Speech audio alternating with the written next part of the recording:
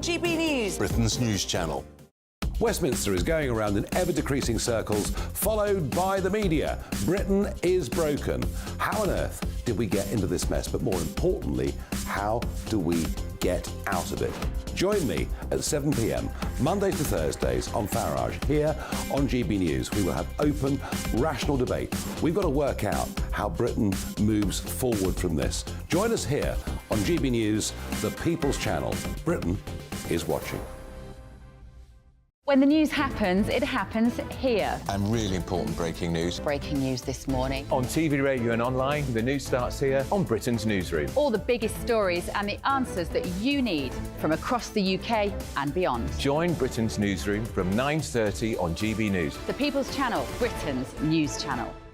Join me, Patrick Christie's, Monday to Friday, 3 till 6. We tackle the day's news agenda like you've never seen before. It's high tempo, high octane, the most controversial topics and the best guests. You will not be able to take your eyes and ears off it. I'm not afraid to ask the questions that you really want answered. 3 till 6 p.m, Monday to Friday on GB News, the People's Channel, Britain's news channel.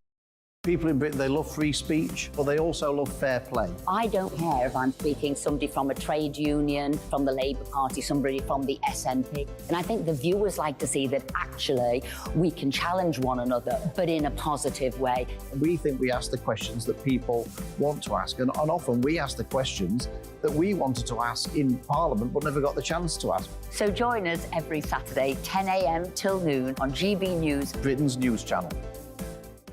It's all about family, being in people's living rooms, all the interaction and getting to know who our viewers and listeners are. When I was young, my dad used to say, Nana, stop arguing. I wanted an outlet that would enable me to give my opinion.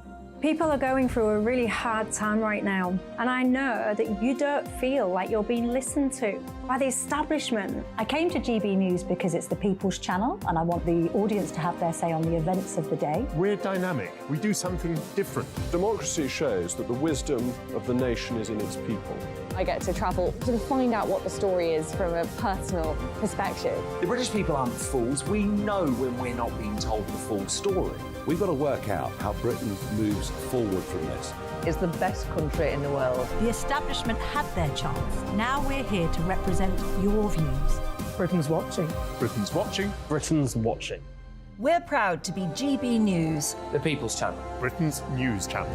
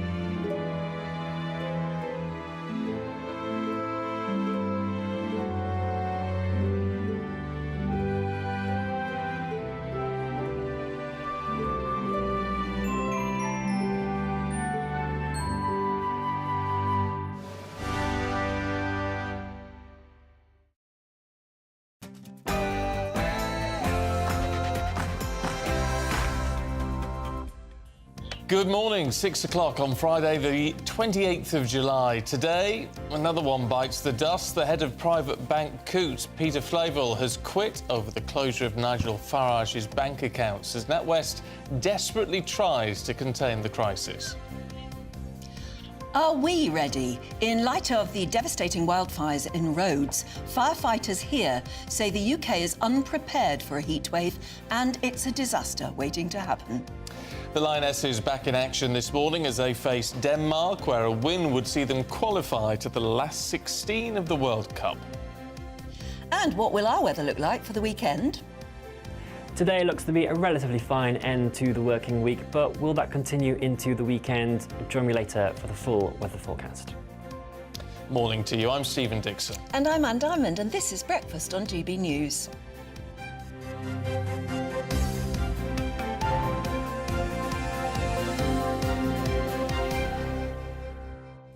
There's a lot going on this morning. I was going to say, while I've been away, has anything happened? Oh, one or but two actually, things. one or two things really have. One or two things. I'll tell you what has just really grabbed my attention this morning. This business over the British gas company, Centrica, profits up 900%. You can't believe... You couldn't write it, could you? I mean, look, I'm all for businesses making money. It's what they're out there for. But that's excessive.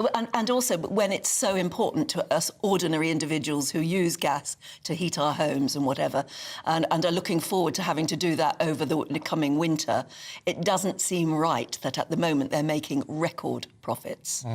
Something has to be done. But it's a private company. What do you do? I suppose they'll pay some sort of windfall taxes and things and all of that, will they? I don't know. We do be talking to one or two politicians about that. Tell us what you think, too. Mo, you're concerned about the weather, aren't you? I am. If firefighters here and environmentalists here in Britain are saying that, you know, we're sort of sleepwalking into the same sort of problem that Rhodes is facing at the moment, there's no doubt our summers are getting hotter. And they're more acute, aren't they? They're getting very, very hot for a short while. Are we going to see the sort of fires they're seeing in Rhodes? And if these experts are saying so, and that we're not prepared, then I think that's something we really need to think hard about. I find the whole prospect quite frightening. Mind you, you wouldn't think so, the weather we're having at the minute, would you? Well, no, I know. It's very odd. But our weather seems to be coming and going more acutely, doesn't it? When it's wet, it's very wet. When it's cold, it's very cold, even in July. And when it's hot, it's frighteningly so. And I'm not sure we can cope. Mind you, if you're out in Europe, sort of more towards southern Europe at the minute, if you want to get out and enjoy the weather, enjoy the heat, you need to do it early. This is what's happening in Torrevieja on the Costa Blanca. This one, it's in one of the papers. I don't know quite which paper it's from. It's the Telegraph. There you go. People putting the chairs out on the beach at 5:30 in the morning. Before the sun is up, they're putting out their chairs and presumably their umbrellas and their sunbeds as well to grab a space. Very nice at the seafront there. But is that really what we should be up to?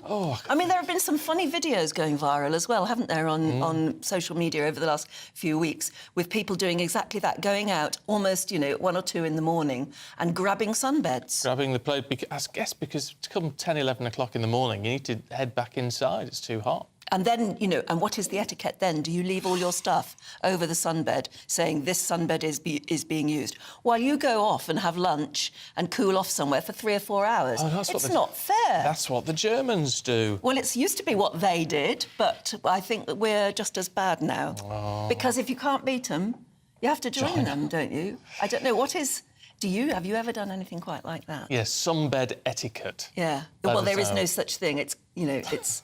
Grab it while you can. Well, absolutely. It's survival of the fittest, gbviews@gbnews.com if you've misbehaved like that. Meanwhile, let's talk about our top stories today, should we? It's the head of Coutts Bank, Peter Flavel, has resigned. Another one goes as NatWest tries to contain a crisis that they think has wiped about £1 billion off its share price. Yeah, because, of course, Coutts is owned by NatWest, isn't it? And we own 39% of NatWest. Yeah. We, the taxpayer. And meanwhile, the future of the group's chairman, Sir Howard Davis, remains uncertain as well, because Rishi Sunak has refused to give Davis his backing. Well, let's talk to former advisor to the Bank of England, Dr Roger Gewell, who's here in the studio this morning. Good to see you. Good morning. Look, what do we make of all of this? I mean, another head rolls. Does more need to happen? Well, first of all, it's great to see you back, Anne. Thank you.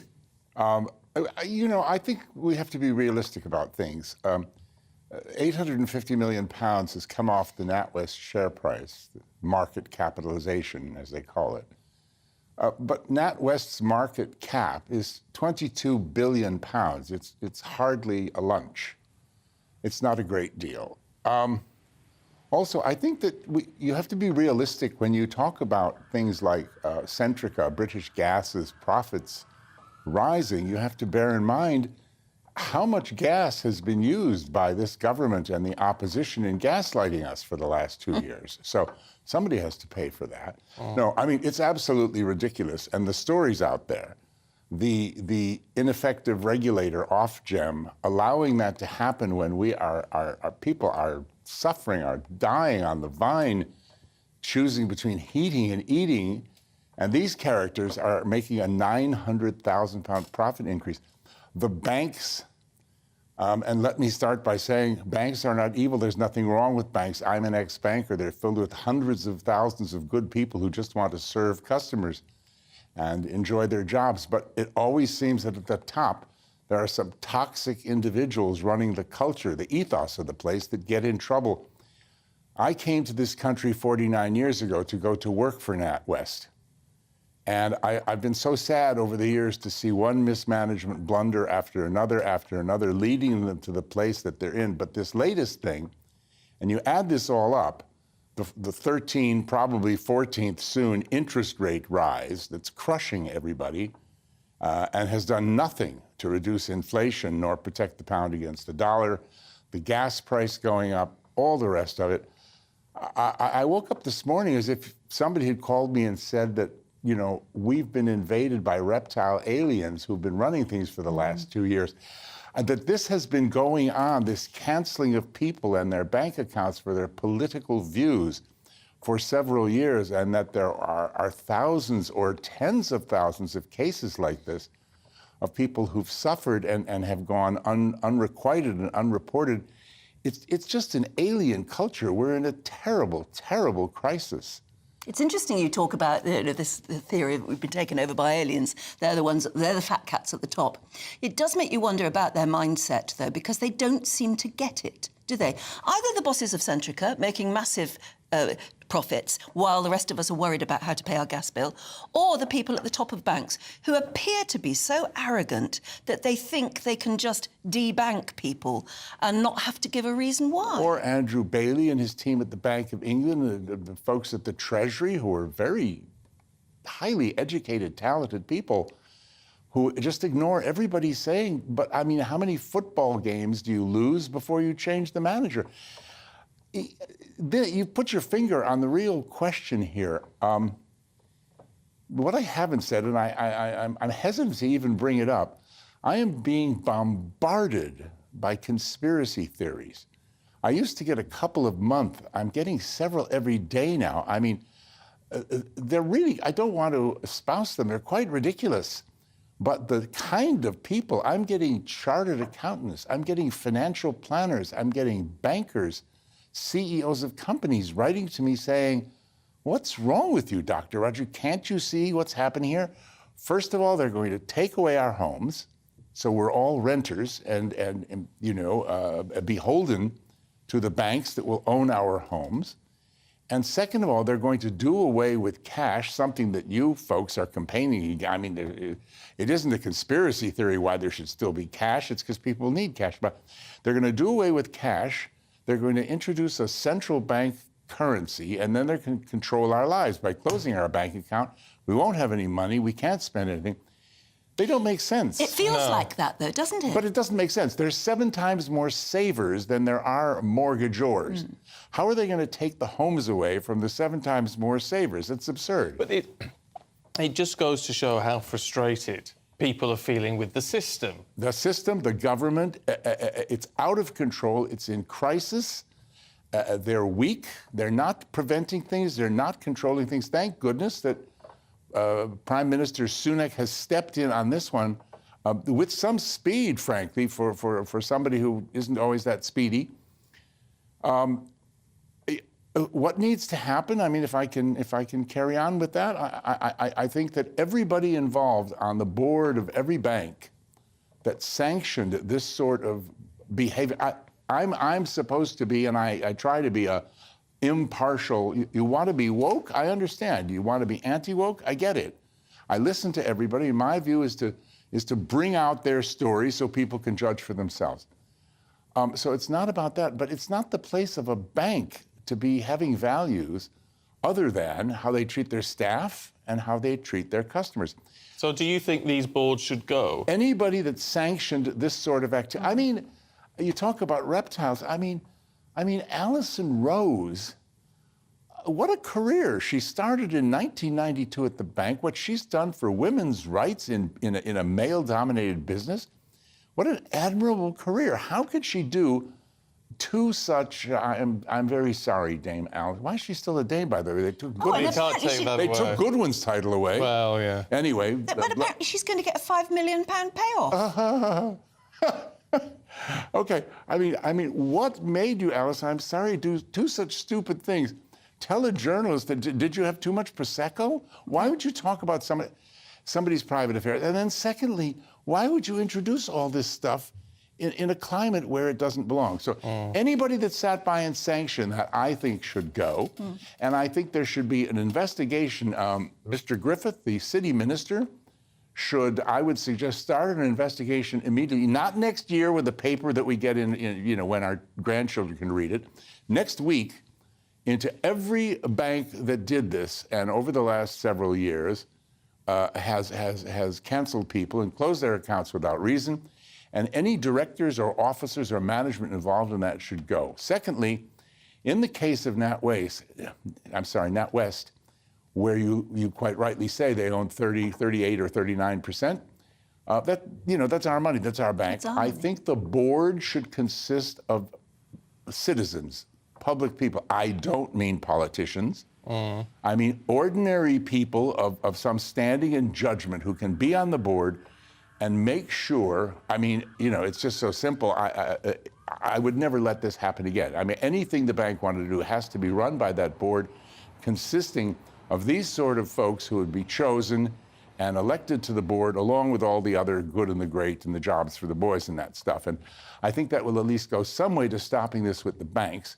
I think the Bank of England needs to be overhauled and the Treasury and use their regulatory powers a great deal more because the whole banking system is simply broken. Oh, Roger, you bring up a lot for debate there. It's really good to see you this morning. Thank you very much indeed. You're going to have a view on that, I'm sure. gbviews@gbnews.com. Be great to be a people's representative on such a mighty board, make a great wouldn't one. it? Yeah. It needs ordinary banks, and maybe you only stay in position for 2-3 years max. So Somebody new blood on comes top in. of- So you're not corrupted by the same system. Somebody on top of every single thing that's happening in this wonderful country every day, like you guys, would be perfect. You'll know more than the rest of the board about trends and what's happening and all the rest. It's interesting, isn't it? Bringing people back into power, that sort of thing. Yeah. Like it. Keeping them in touch. Yeah, do let us know what you think about that. 6:13, let's bring you up to date with the rest of the day's news. And the MOD has launched an investigation after officials sent classified emails to a close Russian ally because of a typing error. Emails intended for the Pentagon were sent to Mali because someone forgot to type the letter L at the end of an email address. The same error in the US was last week revealed to have issued in millions of military emails going to the African Kremlin ally. 6,000 storefronts have closed in 5 years due to lockdowns, crippling business rates and the cost of living crisis. That's according to the British Retail Consortium. The rate of empty high street shops increased to 13.9% across the country in the second quarter of this year, with shopping centre vacancies at 17.8%. Excuse me. Dear me. The UN Secretary-General has warned that global warming has ended. He says we're now in the era of global boiling. Antonio Guterres told reporters that the global financial system must be corrected to support accelerated climate action. It comes as the EU announced it's considering using technology to deflect the sun's rays and change the Earth's weather patterns.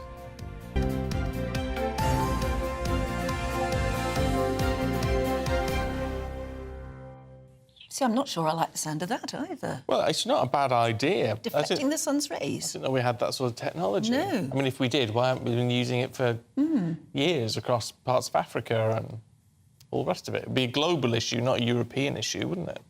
Yeah, it'd have to be globally agreed because it affects the whole planet. Weather patterns affect the whole planet.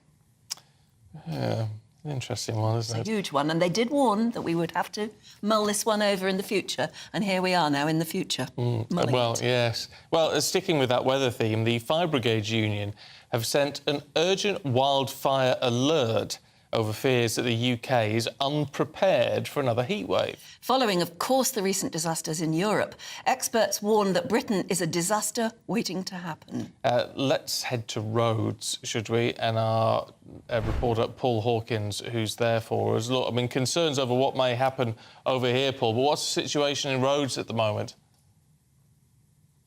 The situation in Rhodes is that just when they think they've got on top of things, and you look across the horizon as we do this morning, it's it's just gone 9 o'clock in the morning here, and you're looking out across the horizon and there's no smoke, and you think, OK, today might be a good day, and then we know that from having been here the past few days, the pattern is it starts out like that, and then by about midday the sirens go off, the exhausted firefighters clamber back into their trucks, the incredible volunteers fighting fires with basically industrial strength hoses on the back of a pickup truck, standing in their civvy clothes, and a huge cube of water on the back of those trucks as well, head off to another fire, because the key here is not the heat, right? The heat is in the low 30s now. It's quite comfortable, but the point is the surroundings are tinder dry, and so really the conditions are still ripe for a fire, and what they really care about here now is the wind. When the wind picks up, that makes a fire more likely to, first of all, reignite in the first place, because there are still smouldering embers on the mountains behind us, and then of course it spreads much quicker, and we watch them trying to extinguish fires yesterday, and we see the impact that it's having on society on the southern part of this island, but we've also been picking up effects that it's had on the northern part. So basically in the southern part of Rhodes, the tourism industry has been decimated. Right, we've seen restaurant owners in tears, hotel owners in tears, the beaches are empty, it's absolutely silent. There are people wandering around going, what are we going to do? Okay, you know, at least I've got my health, I've got my life, it's okay, we are going to reopen, but all the tourists have gone, are they going to come back? In the north of the island, the tourist industry is thriving, okay? But there are still knock-on effects there. We spoke to a guy who runs a shop up there, and he said that a lot of people like to travel. It's about an hour from the south of the island to the north, and a lot of people like to go to the north, to Rhodes town, for a day out. They're not coming anymore, and he's noticed a notable drop-off in trade. Also, so many people have been evacuated, or were evacuated, from the south to the north. It put a lot of stress on the north's broadband, on the electricity, on the infrastructure up there, and so they were starting to have some intermittent power outages up there. You see down here, that's the village of Malonis, right? That narrowly avoided getting hit by a fire. They had to evacuate some of it. So when Kyriakos Mitsotakis, the Greek Prime Minister, talks about, yesterday he had a meeting with the President, and he said, look, climate change is a reality, but it's not an excuse. We need to change the way we fight fires.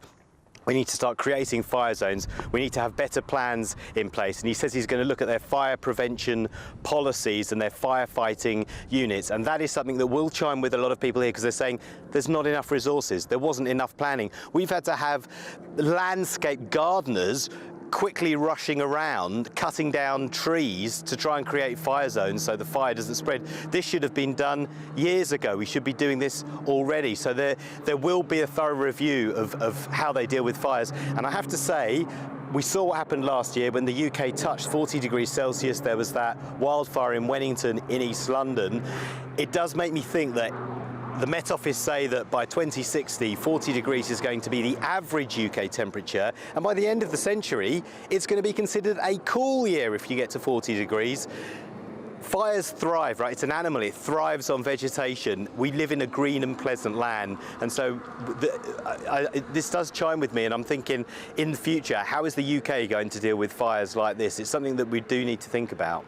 Yeah, I mean, that's something that's being warned about here today. But just back there in Rhodes at the moment, I mean, what is the health impact? Because when those skies go orange behind you, that cannot be good quality air to breathe in. And yet the locals must have been breathing it in for weeks now.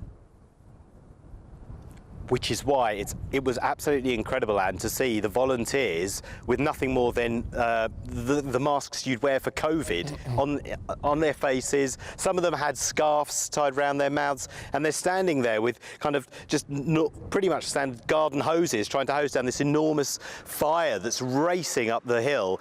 while the fire brigade tackle bigger fires behind them. The air quality is not good, and they were telling us you need to put on masks if you're going to come and report on the fires. If you're going to follow us around, you do need to wear a good mask. So there's a knock-on effect because of that. Also, don't forget, these trees take decades to regrow. We've seen guys who are over the age of 50 in pieces because this is where they grew up, and they say we're never going to see these trees again. They're not in our lifetime. They're not going to grow back. And then, of course, you've got the knock-on effect of where all that ash has landed in the water. We noticed in the water around the southern tip of the island, there's a lot of ash there. That's got to be having an effect on the water quality as well. So yeah, there are knock-on effects for the environment as well. And don't forget, when these trees burn as well, they're releasing more carbon dioxide into the atmosphere. So you've got a really horrible cycle. OK, Paul, for now, thanks very much indeed. It's a grim tale. Do you know, this is having a bad effect on ordinary people as well. I was discussing with my son last night. He said it really does get him down, this. We seem to be, you know, walking blindfold into a bit of a disaster, an environmental disaster. And all of those movies that you used to watch 10 years ago, you know, The Day After Tomorrow and all of those movies that were beating the same drum, they were saying the same thing, and we have walked into this. And it is depressing. But is it avoidable? This is what I've not been... I'm all for cutting carbon emissions and green energy and all that sort of thing because it just makes sense. You know, less polluting, you know, more environmentally friendly, why not? But the Earth has warmed and cooled dramatically over millennia. Now, we seem to have been adding to that with the Industrial Revolution. But even if we weren't doing any of that, we'd still be getting warmer, wouldn't we? We're just in that cycle. And yes, then, but if scientists, another 500 years, if scientists for 30 or 40 years have been warning that we need to do something to protect our lifestyles, we haven't taken those warnings seriously, have we? No, but then don't forget, I remember back in the 80s, they were saying, a lot of scientists were saying by now we'd be heading into an ice age. Well, we may be heading into an ice age. It's going to take a long time coming, and you get global warming before you get an ice age. Oh. I don't know. It just seems to be They always talked about erratic. They talked about global warming for a long time, and then they changed it to climate change because a lot of places were getting very wet and cold. Yes, because we didn't understand the phrase global warming. Doesn't mean everything heats up straight away all over the Earth. It just means the weather changes. I'm still a little bit sceptical of some of it. I just think we could be doing more, couldn't we? I just think they make it sound so black and white. But and they've got to stop making it sound so scary because people won't absorb the message if they think it's too over dramatic.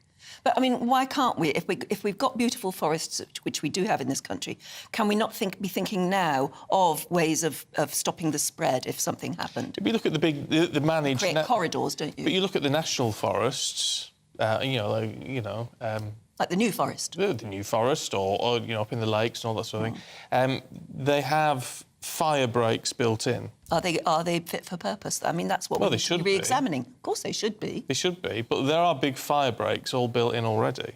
Have been for decades and decades, because they are managed forests. But we're an island, shouldn't we be irrigating places as well with potential, with pipes or something that could be brought into action if needed? Can you imagine the cost of that? And where would the water come from? Yeah, but the cost of what's happening in Rhodes. People are losing their livelihoods. The tourism industry is going to collapse if it goes on. People's health is being impacted. So you can't... The massive irrigation, so even things like where would you get the water from? Sea. Yes, but if you use that on any sort of huge basis, it kills the soil. Too much salt. Yeah, puts out fires. So... I mean... Or you just sit back and accept it, and you can't do that either, can you? I'm a great believer in science coming to the rescue, but we have to put some money behind the science. Oh, we're on different sides of the fence on this one, a little bit, I think. You can't deny what's happening the world over. The disasters are getting bigger and more acute and much more difficult to... I mean, the fires in California... How do you fight nature? I've just come back from Canada, where they're terrified of the fires that are continuing to blaze in Canada because they're too big to put out. And they reckon that most of the fires that are burning in Canada now and causing huge smoke pollution problems, that they are just going to have to leave them to burn themselves out, and that won't be till November, December. But what do you do about it? How do you stop it? I don't know, but you put clever people onto it, don't you? You actually make it priority. Sometimes Mother Nature just wins, I think.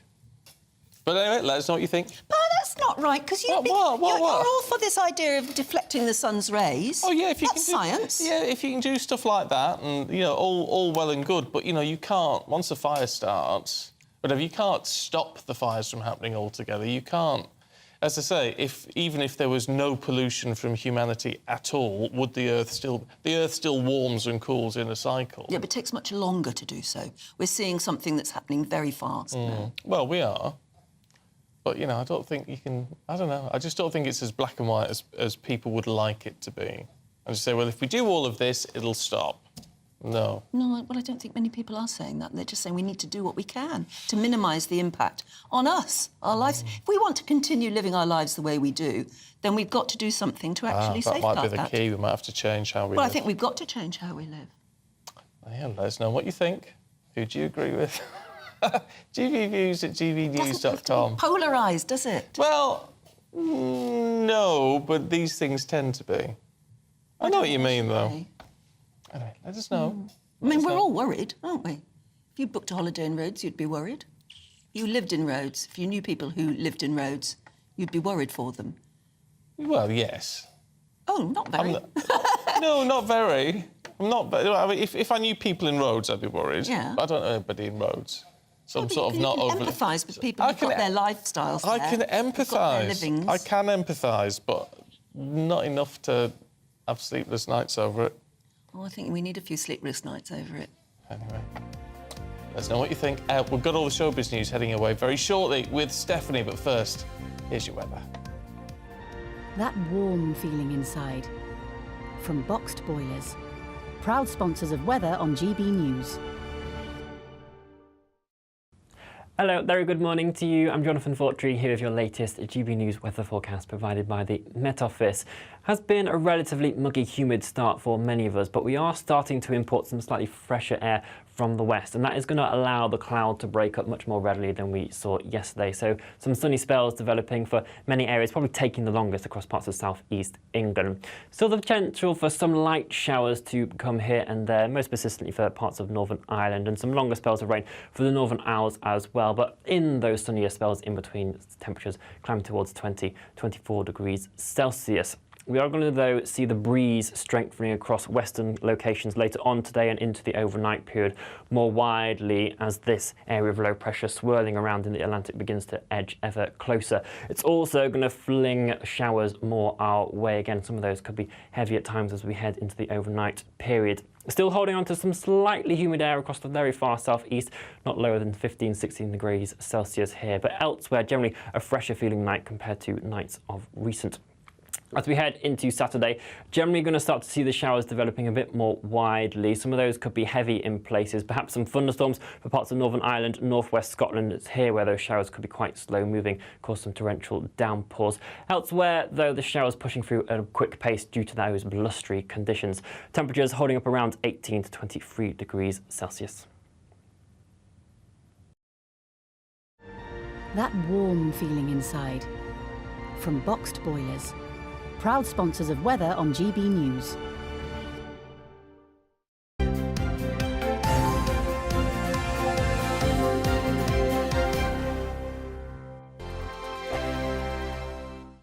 What you get for breakfast is something that, if we do our jobs right, you will wake up to news that you didn't know the night before. It's a conversation. It's not just me and Eamon. We want to get to know you, and we want you to get to know us. From 6, it's Breakfast with Eamon and Isabel. Monday to Thursdays on GB News. Britain's news channel. When the news happens, it happens here. And really important breaking news. Breaking news this morning. On TV, radio and online, the news starts here on Britain's Newsroom. All the biggest stories and the answers that you need from across the UK and beyond. Join Britain's Newsroom from 9:30 on GB News. The People's Channel, Britain's news channel. Join me, Patrick Christie's, Monday to Friday, 3 till 6. We tackle the day's news agenda like you've never seen before. It's high tempo, high octane, the most controversial topics and the best guests. You will not be able to take your eyes and ears off it. I'm not afraid to ask the questions that you really want answered. 3 till 6 p.m, Monday to Friday on GB News, the People's Channel, Britain's news channel. Westminster is going around in ever-decreasing circles, followed by the media. Britain is broken. How on earth did we get into this mess? But more importantly, how do we get out of it? Join me at 7 p.m, Mondays to Thursdays on Farage, here on GB News. We will have open, rational debate. We've got to work out how Britain moves forward from this. Join us here on GB News, the People's Channel. Britain is watching. People in Britain, they love free speech, but they also love fair play. I don't care if I'm speaking somebody from a trade union, from the Labour Party, somebody from the SNP. And I think the viewers like to see that actually we can challenge one another, but in a positive way. We think we ask the questions that people want to ask, and often we ask the questions that we wanted to ask in Parliament but never got the chance to ask. So join us every Saturday, 10 a.m. till noon on GB News, Britain's news channel.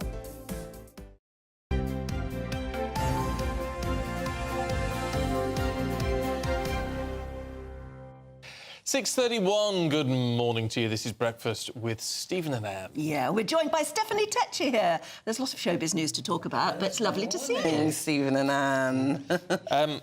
Should we kick off with, the death of Sinead O'Connor? But there's been loads and loads of tributes coming in. Yeah. But Morrissey has kicked off. Morrissey's never one to bite his tongue. He's always, if he's got something to get off his chest, he's going to express it in the wide sphere of online. But, most of the tributes have been quite touching for Sinead. But he's gone on a bit of a rant. He's, blasted both the media industry and the music industry because, when someone dies, there's always this outpouring of tributes and people reflecting on them. And he says it's a bit fake. He says, when Sinead was alive, she was a very outspoken character. She's had a lot of controversial moments. He was saying nobody was really supporting her then, and now that she's died, you're getting all these people saying, oh, she was an icon, she was this, and he's like, just give it a break. He said no one was really brave enough to support her when she was alive. So she was always very successful. She was, and I think as well, I don't even know if Sinead needed that support that he talks about. I think she was very quite, even though she was a vulnerable character, she was quite forthright. She rejected it. Yeah. She would have felt patronised if she'd had too much support. Definitely, and she was quite forthright. She was an activist in that sense. So but I sort of think he's got a point because, when anybody famous dies, anyone who thinks they can get their name in the papers by doing a tribute does a tribute. Well, that's who he attacks in his tribute. He talks about these 15-minute celebrities who come up with all this outpouring of grief where, A, they might have not met her, and B, it's just all for the moment because it's sad when someone dies, it's a really big thing in the news cycle, but then by next week, it's all forgotten about, sadly. So he's had his moment of ranting. There's a DJ talking about her in today's Mail. He's known her from the very beginning in Ireland, and he said that when she did one of her early auditions for a record company, and they said, you're quite, you've got something there, but you need to go away and put curlers in your hair and wear a dress. Yeah. So what did she do? She turned up to the next meeting. Hair gone. Hair gone, completely shaven and wearing bother boots. A star had been born. And that's what she was like. Apparently she was quite difficult to work with. She was, and I think as well that's what made Sinead O'Connor, and I don't think she needed people's sympathy, as, Morrissey is saying, and I think it's only when these people die you actually realise what an impact they made in the industry and in the world in general. But there is that, because we've got social media now, when someone does die, there is that big hype of tributes and posts, and I think that's just a normal thing now. There's always a race to be the first on Twitter giving a tribute or something. Oh, my gosh, and it's almost too much in a way, but it's to be expected when a star like this dies. It's not nice. Both Stephen and I noticed this morning, some of our younger members of staff, for instance, here at GB News, don't know who she is. I know. I think it's a certain age range that you will remember her mostly through the 90s, early 00s, and people, they might know nothing compares to you, but they might not know how much of an activist she was and some of her moments she had, like, ripping up the picture of the Pope and all those kind of moments. Yeah. It was a sort of quite a short... I know people who love her, but it was quite a short-lived time when she was very much in the spotlight. And it's quite sad because 30-odd years ago. Yeah, and she was actually working on new music. She had moved to London before she had died. She just rented a new apartment and she was looking forward to going on touring again. So, I think this was a woman that... But she clearly had huge issues, and also she lost her son. And I think... to suicide, which... obviously she's not. The grief over that, you know, one of her last tweets was about her son, so I can imagine even though she was quite strong emotionally, that must have knocked her. Yeah. Should we look at James Martin? Yes. Who's been a telly favourite for years and years now. Been. But he's been bullying. Oh, so... Sorry, just to get it straight, because I don't know his name. Yeah. He's a TV chef, He's yeah? a TV Do you not chef. know James Martin? Yes, Saturdays with James Martin. He's fabulous TV chef. He was on BBC One previously on Saturday Kitchen Live. Yeah. And then he moved on to ITV, where he's been there for about the last 5 years. Earlier this week, and The Sun, one of his production members leaked a tape of him swearing, ranting, going off at them because they were filming at his house. And I think they must have damaged some of his property. So they've leaked the tape to The Sun, and he's swearing about 42 times.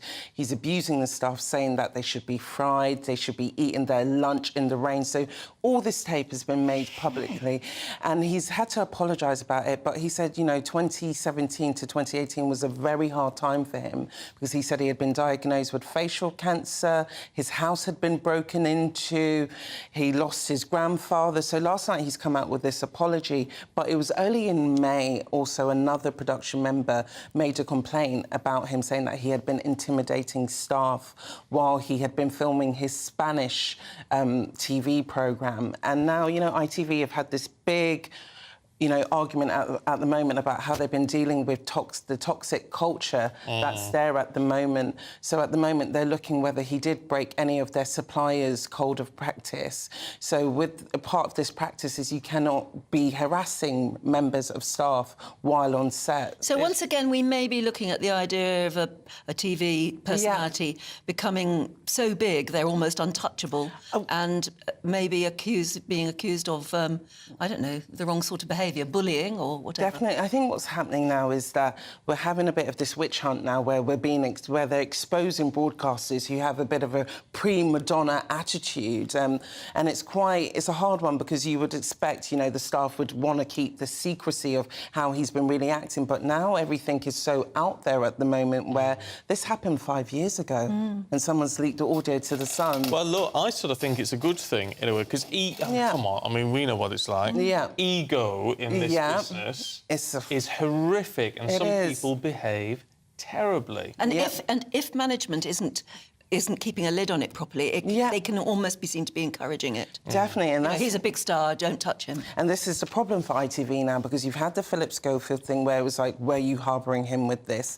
And now you've got James Martin, and it's like, how many more of your stars are going to fall victim to this? There could be an awful lot. Well, it caused the problem for Jeremy Clarkson, didn't it, that one time? When he allegedly, can't remember whether it was still alleged or not. No, I don't know. Punched one of the producers and lost his temper. Over a steak. Yeah. And I think what's happening now is the production staff are feeling more comfortable to come forward now. Well, I think that's right. It's just because you should be treating people with respect on set. You should. I mean, I've got a bit more sympathy for Jeremy Clarkson in the sense that you know what he's like because that's what you get on screen. I'm not saying he's not trying to be somebody else. I'm not saying the behaviour is right, but you sort of know, the what sort of man you see is what you get with Whereas Jeremy. with a lot of these other people, they're all so nicey, lovely, caring. Yeah. And then actually, when you actually meet them, the camera's not rolling, they're horrific. Yeah, and some of them even go to the point of telling you how lovely and caring they are as well. And you know it's actually the opposite. That's why I don't actually like meeting celebrities sometimes, because then you have this image of them that you think, oh, they're going to be friendly, they're going to be warm. And then when you meet them in real life, they're just miserable, they're arrogant, they've got egos, and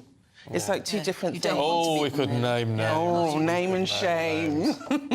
we better hadn't. No. Now, the Mercury Award nominees, Arctic Monkeys. So, yeah, they... The fifth nod. Nominated for a fifth time, so they go head-to-head with Radiohead, who also had been nominated 5 times. The awards have been around for the 32 years now. But there's other people who are up for nominations, including Jessie Ware, Fred again, Ray, who's a younger artist, and this is her first Mercury Prize nomination. But as with any awards, there's a bit of controversy about diversity. So they're saying that that most of the acts are from London and nowhere else around the UK. So with the Mercury Awards, it's all about best albums from the UK and Ireland. So most of the music acts that have been nominated are from London, which has ruffled a few feathers. Isn't that where most of the acts are? Yeah, I think London is like the hub of music in the UK, so it's not surprising that a majority of the acts are based in London, and London is where most of the acts will come, actually, to get signed and where most of the record labels are. Talking of diversity and wokeism, have you heard that story of the... they're making a real action movie, a real person action movie of Snow White. Yes. And they're woking it. Yes. And apparently the phrase mirror, mirror on the wall, who is the fairest of them all, is being changed because fairest implies lack of diversity. That's what people expect when you're watching Snow White. You want to hear We don't that. know what it's going to be redone as, but the actress who's playing the part says that it's something like mirror, mirror on the wall, who is the bravest and most, I don't know, leadershipful of them all. Yeah, because they're trying to have a feminist slant on this, and I just think it's a shame. I just think leave the classics to be the classics. It's a film. People are using their imagination. I think if people are going to be offended by stuff like that, then don't watch it. You know the dwarves have gone. Yeah. Have they really gone? Yes, it's Snow White and the 7 magical creatures. Yeah, which I find more offensive than dwarfs, actually. Yeah. I mean, either you're making a legend, or you're not. And there's no Prince Charming. Yeah. There's no Prince Charming. No Prince Charming, no. Yeah. How do they wake her up, then? Who knows? Yet to be seen. And why call it Snow White? Even the word white, then, must be...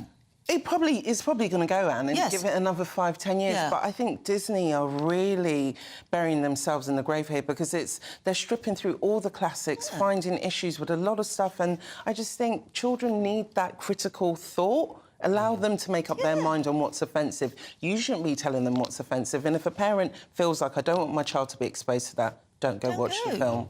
There you go. It's much more hassle to You seen Barbie undo the yet? classic. I love Barbie. Did you see it? Yeah, I saw it last week. It's dying amazing. to see it. Make sure you wear pink, and you will not be disappointed. I think a lot of people think it's all fun and fluffy, but no, there's a serious undertone. You see, I saw Great someone acting. reviewing that on a TV show the other day, saying, "Oh, it's disgraceful. It's so anti-women. It's so." No, it's not anti-women. But have you seen it? Well, apparently so, but they were just like really slating it. I think both sexes are highlighted quite well in the film. Both women have their time. The Kens, who represent the men, they have their time. I find it quite balanced. I'm dying to see it. Yeah, you have to see it. There are cinemas showing, because, it's all about whether you want to go and see Barbie or Oppenheimer. Yeah. And I know some cinemas are putting on an afternoon of Barbenheimer or something, where you watch one and then the other. It was the biggest opening, the 4th biggest opening of all film history time. That's how amazing these two films are. The marketing couldn't have been more spot on for both of them. Very clever. Yeah. Steph, thank you very much Thank you, guys. indeed. You little ray of sunshine, you. Thank you. Fabulous. We've got the papers heading our way very shortly. This is Breakfast.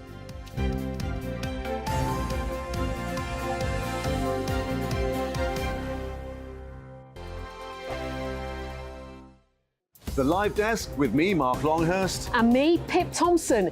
It's here Monday to Friday on GB News. From midday, we'll bring you the news as it breaks, whenever it's happening and wherever it's happening, from across the UK and around the world. Refreshing, feisty, but with a bit of fun too. If it matters to you, we'll have it covered on TV, radio and online. Join the Live Desk on GB News, the People's Channel, Britain's news channel. So Jubes and Kerr, we tackle the issues of the day with real, robust debate, both sides of the fence, battling it out with me in the middle with my forthright opinions and views. And often really interesting things happen because you start with a position and then by the end of the debate you find actually, I might not have thought about that one. What we need in this country is 2 new political parties. You should maybe think about doing a 2024 calendar. I'm Michelle Dewberry and I'm keeping you company right through until 7 o'clock this evening. GB News, the People's Channel, Britain's watching. Monday to Thursday, 9 p.m. till 11 p.m. Join me, Dan Wootton. I'll bring you the sharpest takes and hottest debates. Do you not believe in prison? I don't believe in prisons. I'm completely stunned. I guarantee you there'll be no spin, no bias, no censorship. I actually was personally quite offended by it. And no reason to go to bed. So I guess they've always been quite woke. That's Dan Wootton tonight on TV, radio and online. Monday to Thursday from 9 p.m. till 11 p.m. on GB News. The People's Channel, Britain's news channel. In a world of dull and predictable radio and TV shows. Oh, hi. On Mark Dolan tonight, we've got big guests. We drill into the big stories of the day. The show adds up to a brilliant listening and viewing experience. Mark Dolan Tonight is the most entertaining current affairs show ever, and that's a fact. That's Mark Dolan Tonight, Friday, Saturday and Sunday from 9. Only on GB News, Britain's news channel.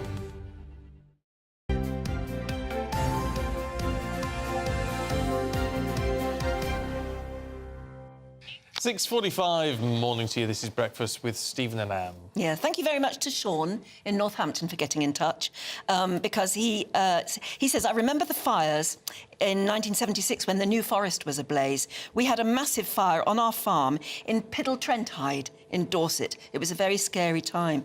I totally take... We're going to talk about that in a few minutes, actually, but I've always wanted to meet somebody from Piddle-Trentide.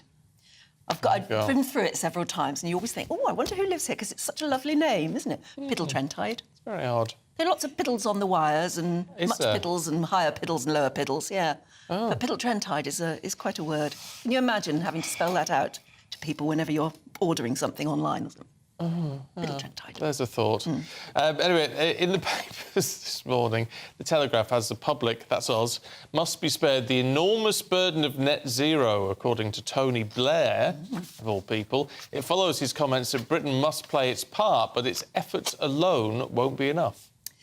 Bring out the champagne. The Times claims migrants are set to be housed in marquees for the summer as the Home Office try to avoid costly last-minute hotel bookings. Triple lock pensions under threat from the Labour Party, who won't commit to the policy until they've reviewed the nation's finances, according to the Express. In the eye, the world has entered an era of global boiling, claims the UN chief. His comments come after scientists reveal that July is on track to be the hottest month ever by a large margin. And in the Mirror, Britain's love of fast fashion fueling an environmental catastrophe in Ghana as outfits that we no longer want end up in toxic landfills. Joining us this morning, GB News' senior political commentator, Nigel Nelson, as well as former Conservative advisor Claire Pearsall. And it's lovely to see you both. You look both as though you've been on holiday. We've been in Rhodes. We have been in Rhodes. Yeah. We've been in Rhodes. Yeah, we escaped within minutes before the fires actually closed on all the roads, and we couldn't get out. So we were very lucky. Yeah, you really were. Have been. Oh, that's interesting that you've picked on the net zero story then in the Telegraph, and the fact that Tony Blair is now being outspoken on Yes, it seemed to be slight sort of muddled thinking from Tony Blair on this one. That he's absolutely right that when it comes down to tackling climate change, a small change in China would do far more than a big change in Britain. And what he's saying is, should ordinary Brits then face the burden of all the costs of trying to actually deal with global warming? I mean, the problem here is whether you believe in getting to the 2050 zero emissions target or not. And if you do, everybody has to play their part. So there will be a cost to us all. At the moment, ULEZ is the most controversial of all those things. But it's things like how you're going to feel if you have a wind farm on your doorstep. That's going to be part of the cost you pay. I just think that given that global warming is now the fourth biggest issue amongst voters in this country, I mean, first comes cost of living crisis, then it's NHS, then it's migration. If they really care about it, we're going to have to get to the idea we are going to have to pay for it and suffer a little bit of disruption because of it. But Tony Blair is saying what Brian is saying this morning, who's been in touch. Morning to you, Brian. He says we've produced less carbon since the Industrial Revolution than China has in the last 10 years. Everything we do is insignificant. Yeah, nothing we do is frankly going to make any difference until China wakes up to this. Well, I mean, it's absolutely right. It's a global problem, and the bigger the country, China, especially the industrialised countries, China, India, Russia, it is important that they do, if you like, more than we're doing. But if it's a global problem, we've all got to kind of do our bit. Yeah, but all. Well, yes, including, those including the countries that just don't do anything. As a staunch Tory. It pains me to say this, but strangely, I'm agreeing with Tony Blair, which I find quite a little disappointing this time in the morning. But that was uncomfortable. It was very, very uncomfortable, because I do think that he has a point.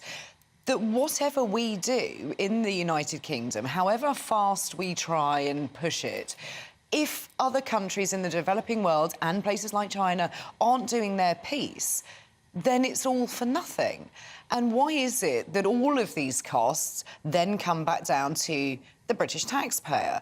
And it's not just, oh, you put in a new heat pump, which is, you know, extortionate as it is, but there's no planning for any infrastructure. So if you're going to say, to make a difference, you need to have electric cars. OK, well, where's the infrastructure for charging? Well, it's not there, but we're going to charge you anyway, because we need other people to come on board. And you sort of think they're so confused in what they actually want to achieve at the moment, but they want us to pay for it anyway, that I think it's all backwards thinking. And for once, I think that Blair has a really, really good point, that until these other countries come on board, then whatever we do is futile. No wonder we're all feeling anxious, stressed and depressed. Yeah, nice segue into this. I think I'm semi-professional, you know. I'd heard. Yes.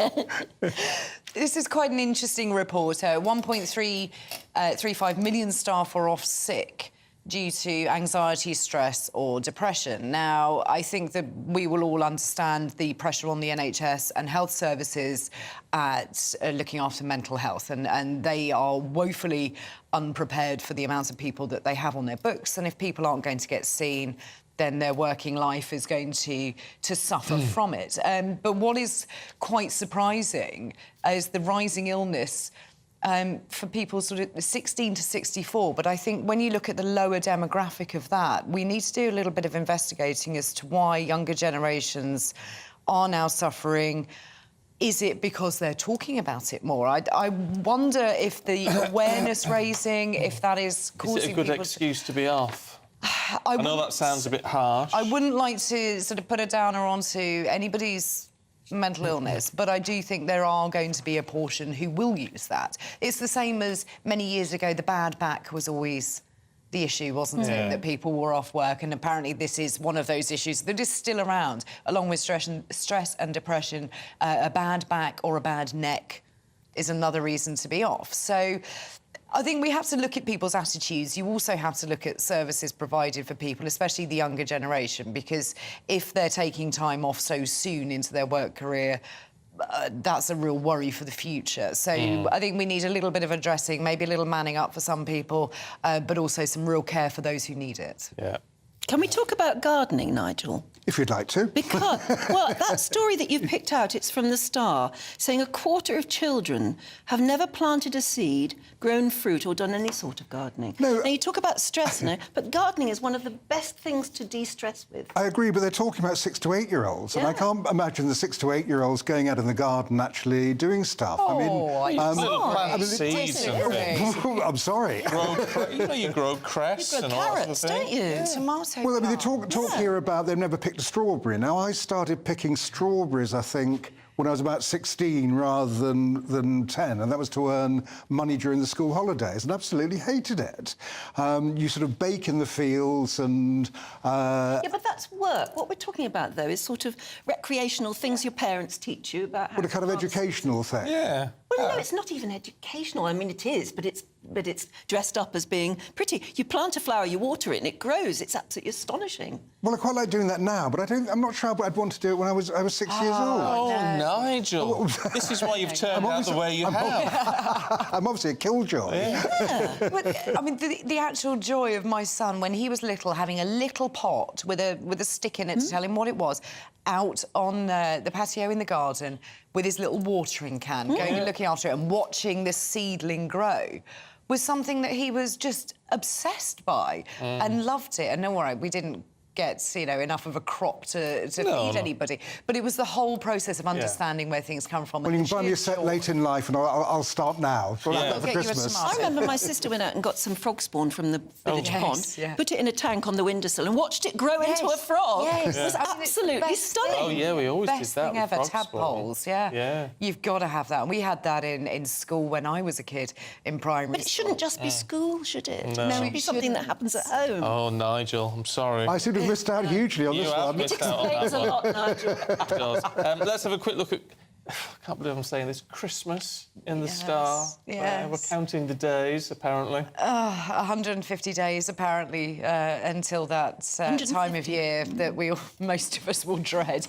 But it's quite interesting, the list of toys that is already out, and is unsurprising that things like Barbie will be top of the list. Oh, I bet she is, yeah. Given all of the hype around the film at the moment, it's quite nice to see those kind of toys coming back. I remember I was a big fan of Cindy dolls when I was a kid. Didn't really have Barbies. I had Cindy. a Tressie at the time. Tressie Do you remember with the Tressie? hair that grew. She had hair that grew. And Skeletrix is back. I mean, I had that when I was 8 years old. Skeletrix, isn't it? Yeah, I may not have actually planted anything, but at least I had a Skeletrix kit. Good. Oh, yeah, we had a Le Mans set. Oh, yeah, the real sort of top level Oh, that Did was... it have the lights that worked? on the cars, yeah. Yeah, but they hardly ever ran for much longer than 2 minutes before they They all all come crashed. off the track, yeah. But it's good you used to love Skeletrix. It's a very big treat, that. Anyway, look, on that lovely note, we've got to leave it. But we'll see you two a little bit later on and go and argue it out over flowers in the green room. And we've got all the very latest on the Farage banking saga. We'll put my teeth in very shortly, straight after your weather. The temperature's rising. Boxed Solar, proud sponsors of weather on GB News. Hello, very good morning to you. I'm Jonathan Fortree here with your latest GB News weather forecast provided by the Met Office. Has been a relatively muggy, humid start for many of us, but we are starting to import some slightly fresher air from the west, and that is going to allow the cloud to break up much more readily than we saw yesterday. So some sunny spells developing for many areas, probably taking the longest across parts of southeast England. Still the potential for some light showers to come here and there, most persistently for parts of Northern Ireland, and some longer spells of rain for the Northern Isles as well. But in those sunnier spells in between, temperatures climbing towards 24 degrees Celsius. We are going to, though, see the breeze strengthening across western locations later on today and into the overnight period more widely as this area of low pressure swirling around in the Atlantic begins to edge ever closer. It's also going to fling showers more our way again. Some of those could be heavy at times as we head into the overnight period. Still holding on to some slightly humid air across the very far southeast, not lower than 15-16 degrees Celsius here, but elsewhere generally a fresher feeling night compared to nights of recent. As we head into Saturday, generally going to start to see the showers developing a bit more widely. Some of those could be heavy in places, perhaps some thunderstorms for parts of Northern Ireland, northwest Scotland. It's here where those showers could be quite slow moving, cause some torrential downpours. Elsewhere, though, the showers pushing through at a quick pace due to those blustery conditions. Temperatures holding up around 18 to 23 degrees Celsius. The temperature's rising. Boxed Solar, proud sponsors of weather on GB News.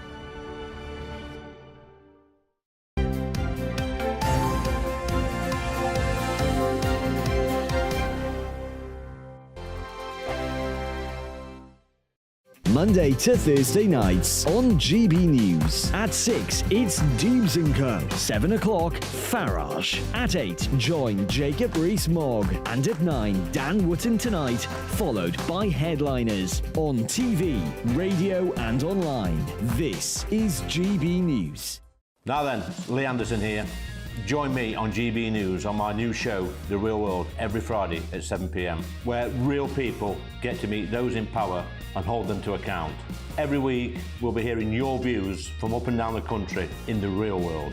Join me at 7 on GB News, Britain's news channel.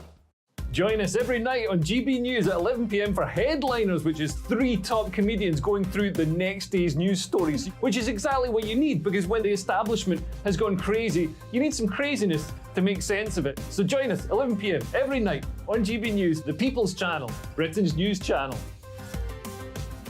I joined GB News because I was sick and tired of not hearing my views being represented, not just mine, but so many people that I knew and spoke to. I just couldn't get my voice out there. I couldn't say anything, I couldn't do anything. Whatever the narrative was, I kind of had to follow it. GB News is there to provide a voice for those who have been ignored by the establishment media. We think different things, we've got a different style. GB News is here to be optimistic and positive about the future. It's real kind of dynamic and flowing, with the audience very much at the heart of it, like a big family. Here at GB News, we talk about the things that matter to you. Hearing the voices from right across our towns and cities, especially our towns. All sides of the argument represented with a heavy dose of opinion. We're on a mission here to make a difference. And the GB News family really is here for you, and whatever time of day you can watch or listen. Britain's watching. Britain's watching. We're proud to be GB News. The People's Channel. Britain's news channel. Good morning to you. It's 7 o'clock on Friday, the 28th of July. Today, another one bites the dust. The head of private bank Coutts, Peter Flavel, has quit over the closure of Nigel Farage's bank accounts as NatWest desperately tries to contain the crisis. Are we ready? In light of the devastating wildfires in Rhodes, firefighters here say the UK is unprepared for a heatwave and it's a disaster waiting to happen. The Lionesses back in action this morning as they face Denmark, where a win would see them qualify for the last 16 of the World Cup. Plus, what's the weather going to look like for us for the weekend? Today looks to be a relatively fine end to the working week, but will that continue into the weekend? Join me later for the full weather forecast. Morning to you, I'm Stephen Dix. And I'm Anne Diamond, and this is Breakfast on GB News.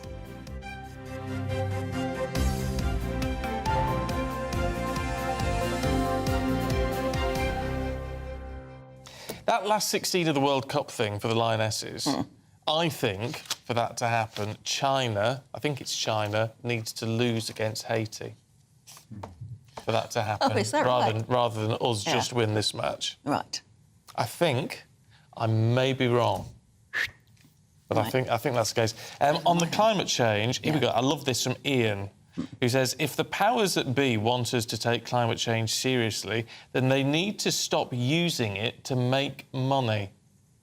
I think that's a really salient point. How are they using it to make money? Well, of course they always do. It's all used as a money-making venture, all this sort of thing. I think that's a really point. If you want to do it at cost. Yes. Or very close to cost. Have you done anything which you feel as, your green credential, like maybe you've invested in a heat pump, which I gather can be a bit of a nightmare? Apparently. Or have you done something else green? Like, I bought a hybrid car at the very, very beginning of them being brought in because I thought that was more environmentally friendly, but apparently it costs an absolute fortune. The carbon footprint of those particular batteries is enormous. I don't know whether they're made in China or somewhere. They're made an awfully long way away, and it took the carbon footprint of actually getting that car manufactured is enormous. Apparently, that's the issue with electric cars. As you say, the battery things are an issue in terms of the energy needed to produce the batteries. That we're so reliant on batteries. There's got to be a way of.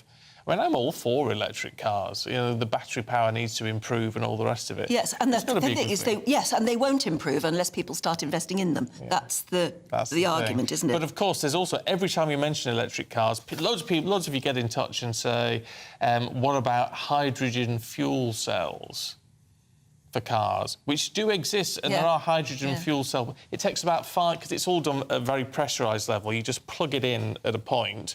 And it takes about 5 minutes to fill the fuel cell. So it's not like an instant thing. But again, none of these technologies will be developed unless we put our backing into them at the very beginning. There's a lot to be said for hydrogen fuel. And it just throws basically water out your exhaust pipe. Meanwhile, if you can get away on holiday at the moment, what do you do about people who hog sunbeds? Oh, right. There was a very interesting interesting picture in one of the papers this morning, wasn't there? Telegraph. Of the fact, that holidaymakers are putting out their own beds or their own chairs near the waterline, near the sea, as early as 5 o'clock in the morning. Well, John in Ivor says, whenever I notice people laying their stuff over sunbeds, hogging the sunbeds early, and then going off for hours, I remove it and leave it alongside.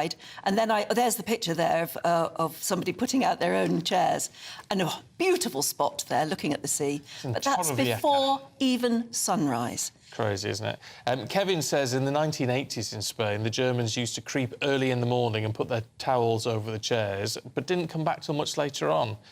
So after arriving back to the hotel at 1:30 in the morning, while the Germans were away, all the Brits would throw their towels into the pool.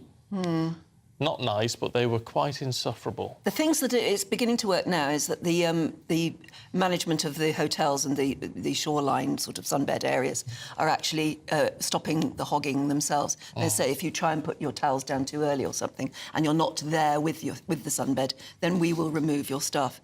I think that's what works, because Darren in Milton Keynes, morning Darren, says on a family holiday in the Canaries in '96, there were no sunbeds by 5 a.m. Most people would then go shopping after breakfast until midday. I moved 2 towels neatly to one side and used the sunbeds. And when the people returned, one chap threatened me and said, "Watch your back." The good thing to come out of this, though, was the rep then banned the practice of seizing sunbeds. Yeah, it's got to be stopped. It's not fair. Unless we do it. Suppose your holiday. No, it's not nice to do. Buy your own sunbed. Yeah, well, and lay it out on the beach on the best spot before 5 a.m. Someone will just nick it anyway. Yeah, but true. But anyway, keep your thoughts coming through. GBviews at gbnews.com. You'll have some views on this as well, I'm sure. The head of Coutts Bank, Peter Flavel, has resigned as NatWest tries to contain that crisis that it looks to have so far wiped about £1 billion off its share price. And meanwhile, the future of the group's chairman, Sir Howard Davies, remains uncertain too, because Rishi Sunak has refused to give Davies his backing. Let's talk to former advisor to the Bank of England and the Treasury, Dr Roger Gewol, who joins us once again. Roger, good to see you. Nigel himself is calling, I mean, he has done for some time, wants the whole board to go. Should they? As I've said previously, I think any officer or director of any bank that sanctioned this sort of behavior, this willy-nilly, I'm not anti-woke at all, but I'm not anti-cancel culture even for some things, but who canceled people's bank accounts without explanation because of their political views should go. And or any such person involved in disclosing customers' personal information, breaking GDPR. I mean, that's breathtaking. That was what Dame Alison did. She actually was sitting next to a BBC journalist at a dinner or something. Simon Jack. Yeah, and she told him personal things about Nigel Farage's bank accounts, which it is unbelievable. She thought that was acceptable. It takes my breath away. This is not some politician. This is not some jobs for the boys or girls or non-binary people brought in to run the bank.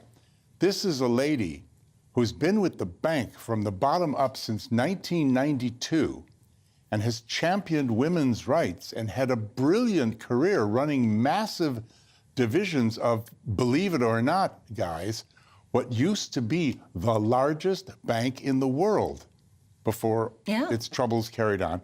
How can she not have known that the first thing a 17-year-old Swiss trainee learns at the bank when he goes in to make the coffee is you stay stumm? Yeah, if you can't trust our bank to keep our details confidential, you can't trust anyone. But we know that she did. I mean, she's admitted doing that, but then straight after that, the board said she retains our confidence. Bye-bye. Bye-bye. I mean, I haven't got the individual facts that Mr. Farage does, but if, in fact, they all said vote of confidence despite her breaking... what would be the equivalent? A doctor breaking the Hippocratic Oath? Yeah. Something like that? It is that important. I mean, fundamental, isn't it? The issue with this is that it's, Nigel is high profile, his views are very well known, it's a high profile fancy bank and all the rest of it. How does this then relate to the rest of us? Is this an issue which is actually affecting people across the country? He says...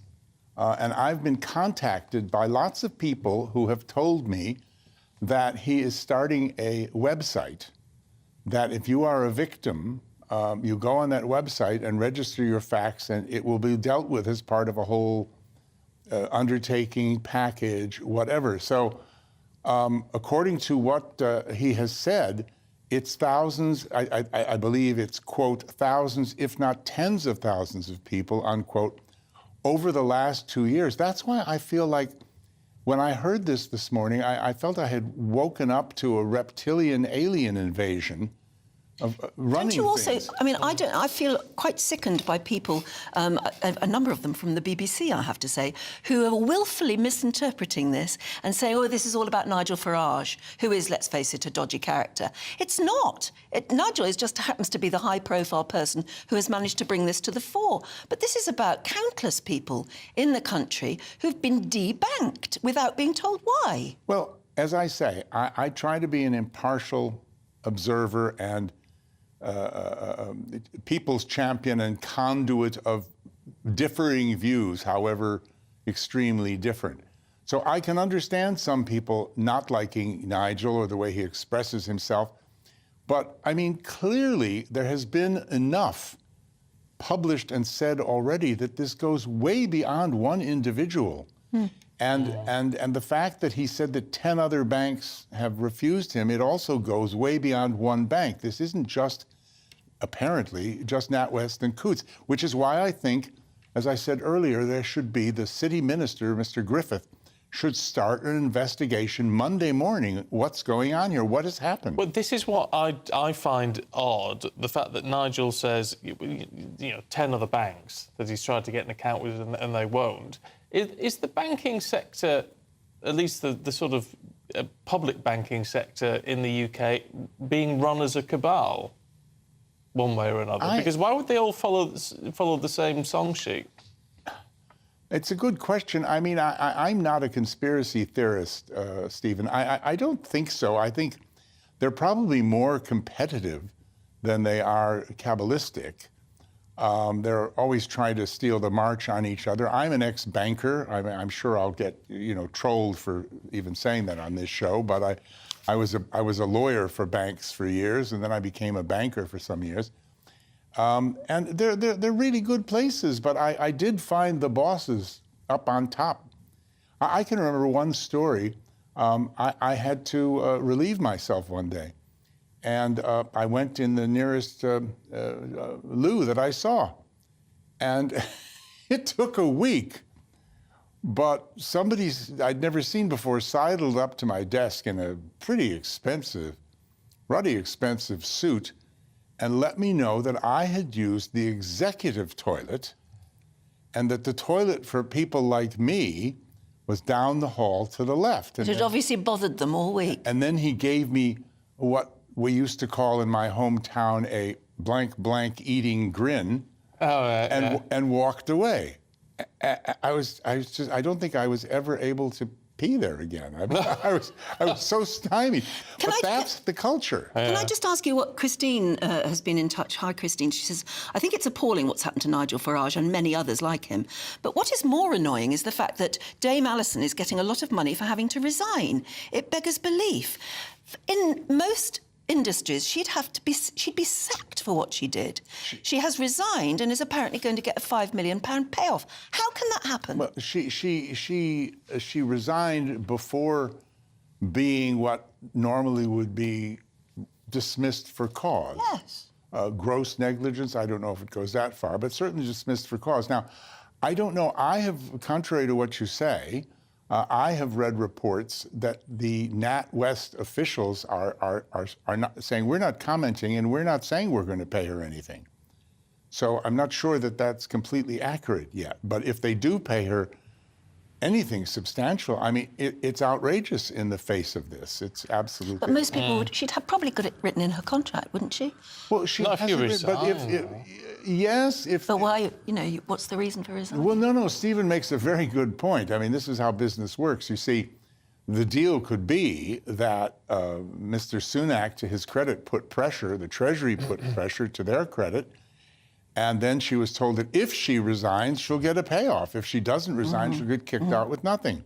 She didn't want to go, so they didn't want to kick her out with nothing. So but it's a deal too far, Anne. It's just, I mean, it's just rubbing salt in the wounds. How much can we take?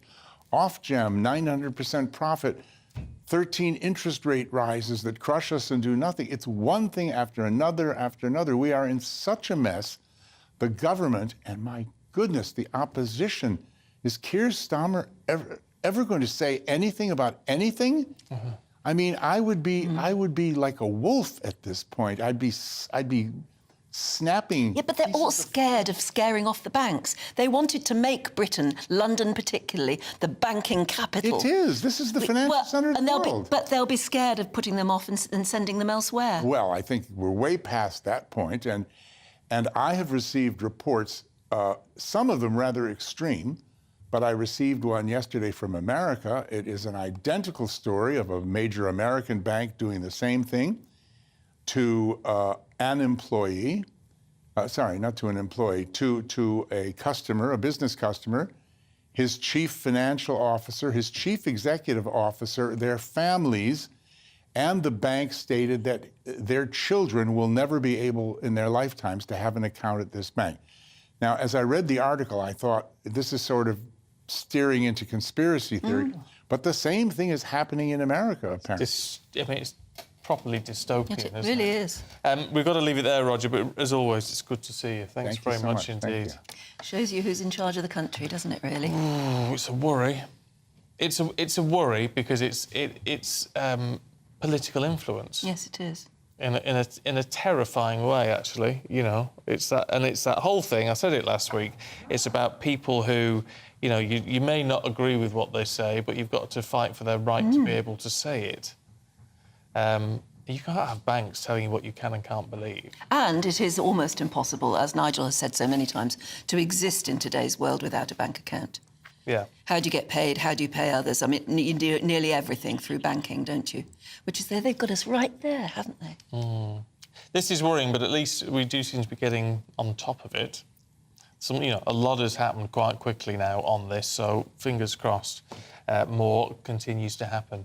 Keep your thoughts coming through. Now, the Fire Brigades Union have sent an urgent wildfire alert over fears that the UK is unprepared for another heatwave, should we get one. Following the recent disasters over Europe, experts are warning that Britain is actually a disaster waiting to happen. Well, a disaster that is happening now, of course, is on the island of Rhodes. Paul Hawkins is there for us this morning. Before we talk about what's happening here in the UK, Paul, or what could happen, what's the situation there in Rhodes this morning? So, at the moment, we can't see any smoke in the horizon. We don't have any reports of fires, but I do have to say, Stephen, it is very windy at the moment. I've just been checking the wind speeds because the heat is not what matters. It's in the low 30s, but it's still very much like a tinderbox around here. So the wind speed at the moment is about 11 miles an hour. It's 10 to 16 today, but there are gusts forecast of up to 27 miles an hour. Bear in mind on Saturday, when the wind speeds were around 21 miles an hour, that was the main cause of the fires spreading from a pretty small area in central Rhodes straight down to the coast, and then we are causing those evacuations. So the wind speed, it does feel really windy today, and that is going to give the fire fighters, the volunteer firefighters, the Greek authorities lots of cause for concern. Yesterday morning, not much wind. They were feeling a little bit optimistic, and then it got to around midday and we started seeing columns of smoke rising from the middle of the mountains, and the fire authorities had to get back in their trucks, go out and fight the fires. So it just feels like it's never ending here at the moment. We are under a state of emergency for the next 6 months. There is an extreme danger of fire. We're seeing it not just in Greece, but across a lot of southern Europe, in Portugal, in Croatia, in Italy, etc. In terms of injuries, we know that 76 firefighters across Greece have suffered serious injuries because of fires in the last 10 days. And an admission from Kyriakos Mitsotakis, he's the Greek Prime Minister. Yesterday he held a meeting with the President, and he said afterwards that climate change is a reality, but it's not an excuse, and he is going to be looking at fire prevention policies. He's going to be looking at firefighting units, a kind of review of not just the resources available to fight fires, but the measures that they take when mitigating against them starting in the first place. Yeah, and we were talking earlier about the health implications, but one wonders, even when the fires die down, how can Rhodes recover and how long will it take? Well, I was at one bar yesterday and I really felt for the guy. He was in his bar and the fire came racing down the hill and effectively surrounded his bar, and it got to within centimetres, I would say, of this large wooden structure on the front of his bar. And he told us how he was desperately running to the sea, running back with buckets of water, trying to douse the flames.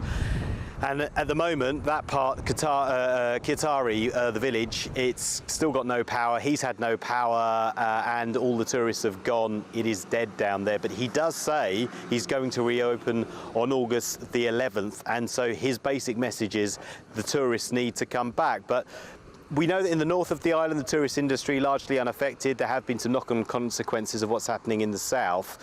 But given the nature of the fires here and the kind of mixed picture when it comes to information from the Foreign Office, from tour operators, and the stories about how tourists arrived on Saturday and were taken straight to evacuation centres. People had just arrived at their hotels. They were then ferried quickly to the north of the island when the fires broke out. Some tourists may be forgiven for thinking, well, maybe we'll just give it a swerve this year. Does it... I was going to say, are there lessons that we need to learn from this, Paul? Because, I mean, obviously there's this warning from the FBU about how prepared the UK is for serious heat waves. I mean, I know there's a lot of questions on islands like Rhodes as to what their level of preparedness was. We need to really look at that and watch it carefully, don't we? Yeah, I think we do, especially given the Met Office say that within 40 years, 40 degrees Celsius will be the average summer temperature in the UK, and that by the end of the century, 40 degrees Celsius will be considered to be a relatively cooler year, a cooler than average year. So these kind of situations, we saw what happened in Wellington last year when 19 homes were destroyed after a blaze broke out. There were some other sporadic wildfires around the UK as well last year. Clearly, I know at the moment it's raining in the UK because the jet stream stuck over the north of Europe, and it's kind of keeping the hot air and the sunshine and the heat wave in this part of Europe.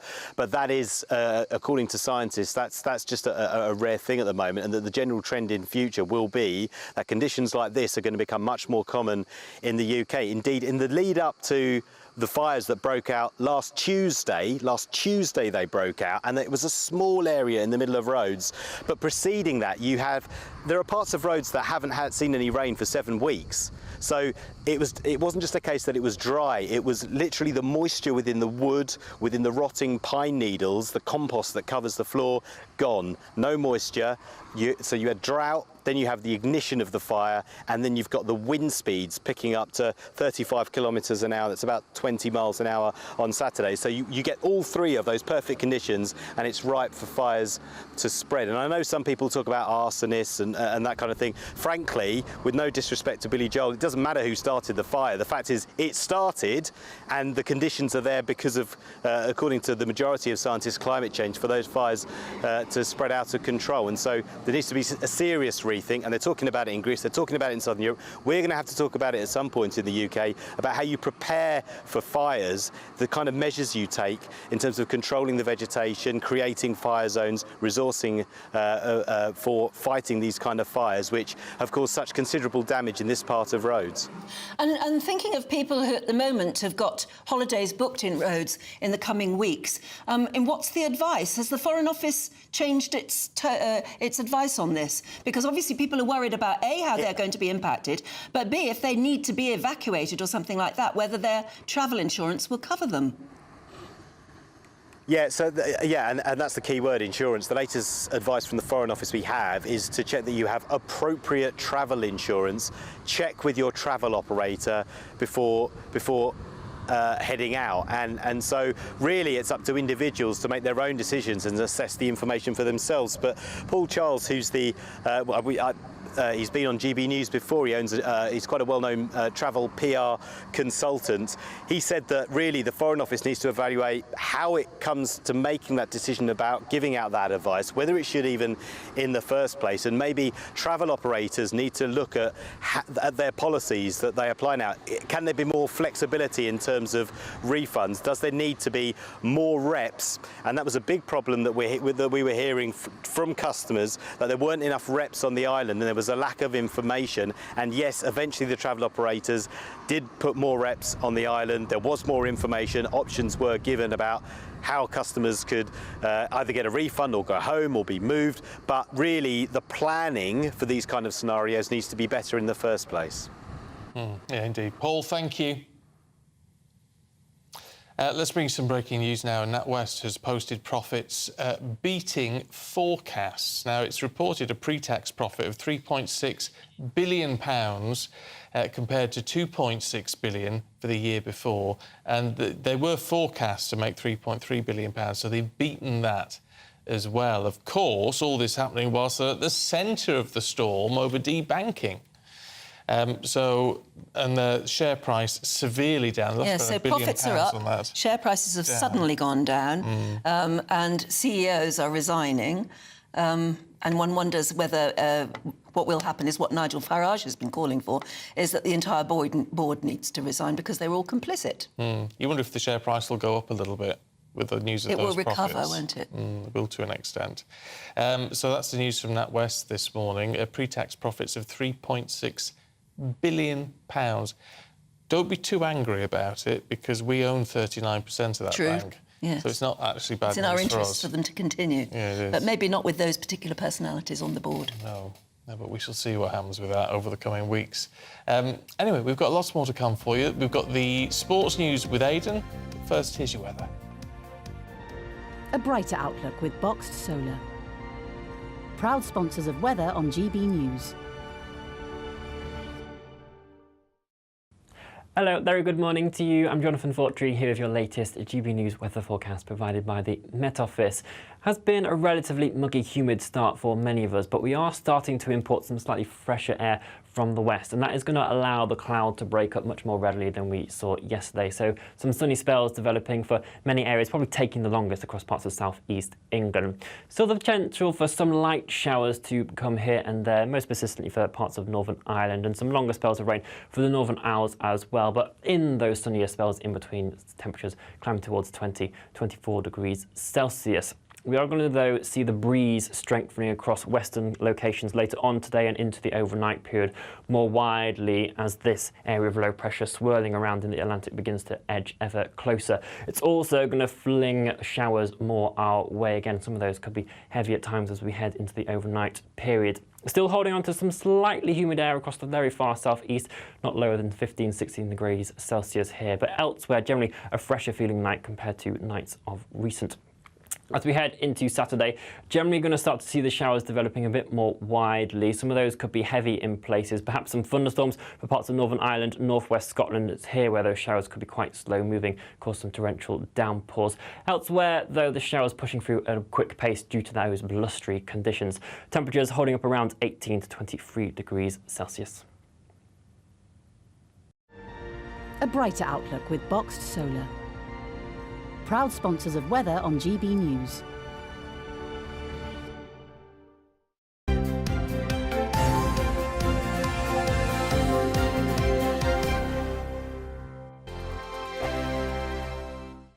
What you get for breakfast is something that, if we do our jobs right, you will wake up to news that you didn't know the night before. It's a conversation. It's not just me and Eamon. We want to get to know you, and we want you to get to know us.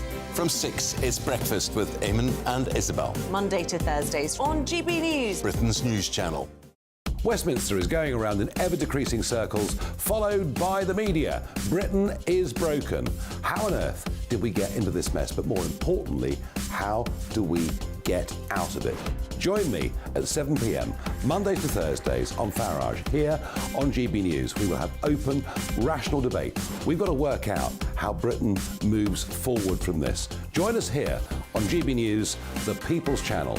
Britain is watching.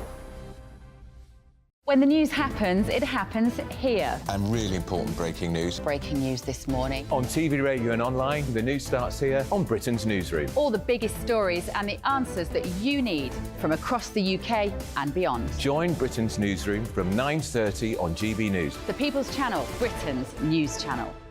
Join me, Patrick Christie's, Monday to Friday, 3 till 6. We tackle the day's news agenda like you've never seen before. It's high tempo, high octane, the most controversial topics, and the best guests. You will not be able to take your eyes and ears off it. I'm not afraid to ask the questions that you really want answered. 3 till 6 p.m, Monday to Friday on GB News, the People's Channel, Britain's news channel. People in Britain, they love free speech, but they also love fair play. I don't care if I'm speaking somebody from a trade union, from the Labour Party, somebody from the SNP. And I think the viewers like to see that actually we can challenge one another, but in a positive way. We think we ask the questions that people want to ask, and often we ask the questions that we wanted to ask in Parliament but never got the chance to ask. So join us every Saturday, 10 a.m. till noon on GB News, Britain's news channel. Hi, I'm Dan Wootton. You can watch me live on GB News Monday to Thursday from 9 p.m. And did you know that you can also watch and listen live on our website, gbnews.com. You'll always be up to date on the latest breaking news, as well as enjoying the best stories, opinions and shows. You can even join the debate under our live player as you're watching. So head straight to gbnews.com on TV, radio and online. GB News, Britain's news channel. It's all about family, being in people's living rooms, all the interaction and getting to know who our viewers and listeners are. When I was young, my dad used to say, "Nana, stop arguing." I wanted an outlet that would enable me to give my opinion. People are going through a really hard time right now, and I know that you don't feel like you're being listened to by the establishment. I came to GB News because it's the People's Channel, and I want the audience to have their say on the events of the day. We're dynamic. We do something different. Democracy shows that the wisdom of the nation is in its people. I get to travel to find out what the story is from a personal perspective. The British people aren't fools. We know when we're not being told the full story. We've got to work out how Britain moves forward from this. It's the best country in the world. The establishment had their chance. Now we're here to represent your views. Britain's watching. Britain's watching. Britain's watching.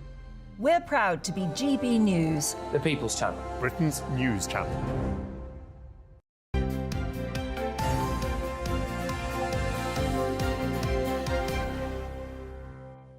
We were talking in the papers about children. How many, I can't remember, was it a quarter of children or 3/4 of children? It was 3/4 of children aged 6 to 8. Never had any experience of gardening or planting seeds or anything. Linda's been in touch. Said sadly, some of these children live in high-rise flats and have no access to gardens. Yeah, but you can still plant seeds. You can still do cress in a you can do holiday carrots egg indoors. and all that sort of thing. You know, trough but on the she does windowsill. say kids should be taught gardening and growing food along with survival skills. They should, but I don't think we have to leave it to the schools. It's something you can do at home just with a pot on the windowsill, isn't it? And it's so lovely watching something grow. It is. It's a nice little thing. It's nice to learn. Well, the one is sunflowers as well, actually. Jim says our 2 grandsons, aged 4 and 6, have provided us with sunflowers that they have from seeds in small pots for the last 3 to 4 years. And then we transpose them into a terracotta pot and they have thrived. Yeah, it's lovely. Sunflowers are good. They grow quickly too. Oh, did they? Yeah. Never done a sunflower. Yeah, no, you can almost watch them grow. They're fantastic. Oh. Yeah. Add that to the list then. Yeah.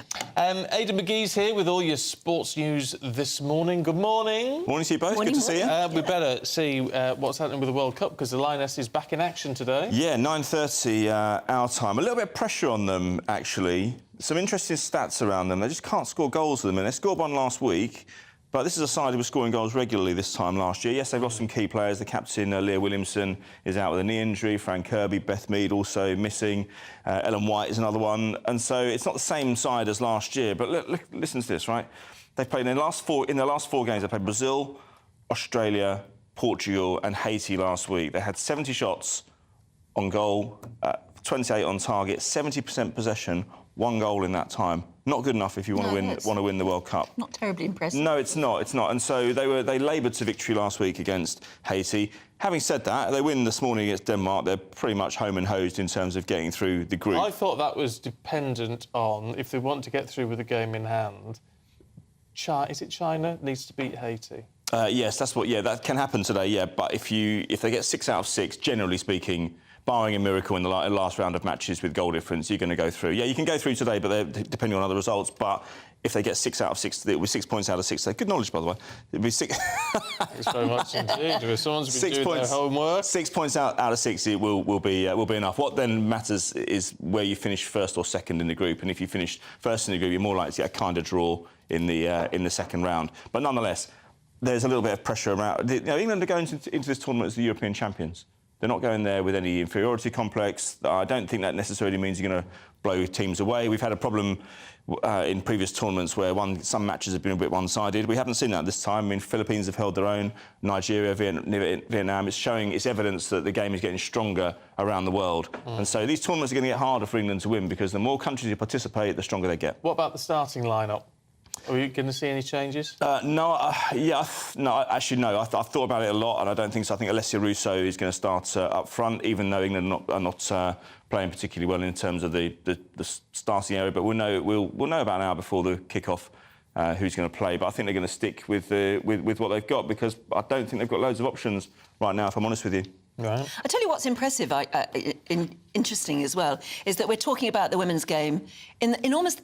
Well, actually, yes, in the same sort of critical manner that we talk about. It's top item in sport. That hasn't happened too many times. That's fairly new. It is, exactly. But I thought Australia would do well. They suffered a defeat the other day. So there's no outstanding team that I can see. The USA will be strong. I mean, they've won the last 3 World Cups. They are the overall winners since the tournament started back in the 80s, I think it was. I think they've won about 7 or 8 World Cup. So they'll be a team to beat. Sweden are usually strong as well. England came up against them, and Germany as well. So it'll be the usual suspects. I just felt that Australia, as the host nation, might give us a little bit more. Yeah. We talk about Jordan Henderson. Yeah. He's getting a bit of stick, but he's moved to El Attifaq.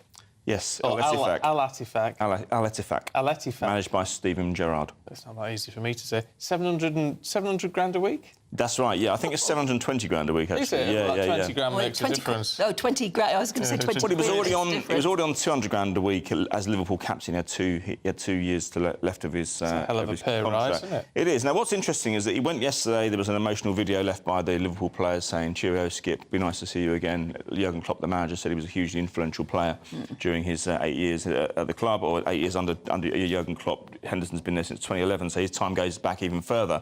But they released a video yesterday, quite controversially, El Ittifaq, and Jordan Henderson's been a strong ally with the LGBTQ community in the last 3 or 4 years, and he's always worn a rainbow armband when it's been required, when it's a particular week of awareness. And El Ittifaq yesterday put out a video, and they put out, which we can see now.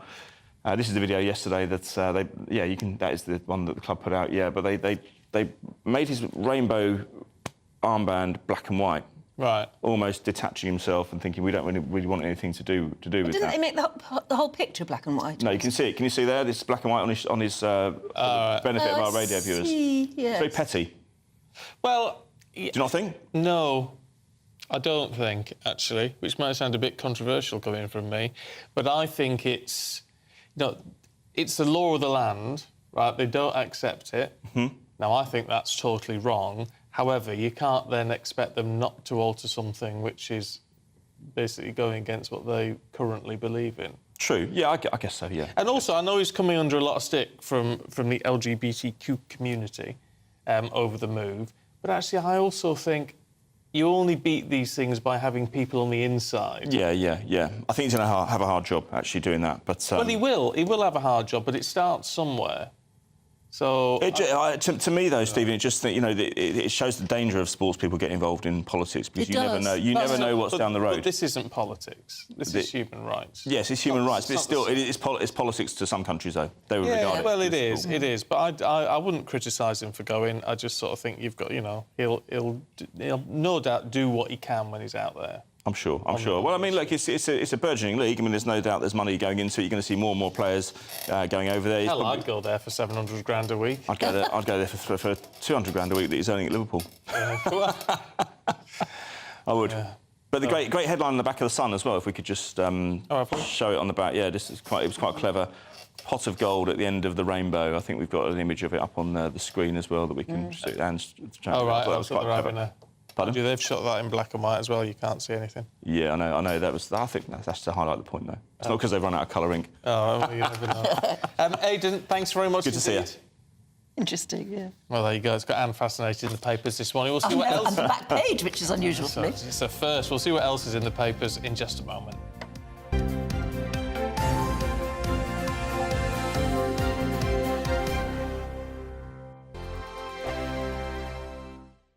The Live Desk with me, Mark Longhurst. And me, Pip Thompson. It's here Monday to Friday on GB News. From midday, we'll bring you the news as it breaks, whenever it's happening and wherever it's happening, from across the UK and around the world. Refreshing, feisty, but with a bit of fun too. If it matters to you, we'll have it covered on TV, radio and online. Join the Live Desk on GB News, the People's Channel, Britain's news channel. Weeknights on GB News from 6 p.m. You'll always get drama. Please stop, Michelle. I know, yeah. Please stop. Should I just shut up? Romance. You like me, I like you. There you go. There you are. Well, don't tell anybody. Adventure. Da-da-da-da-dum, etc. That's the whole point. And action.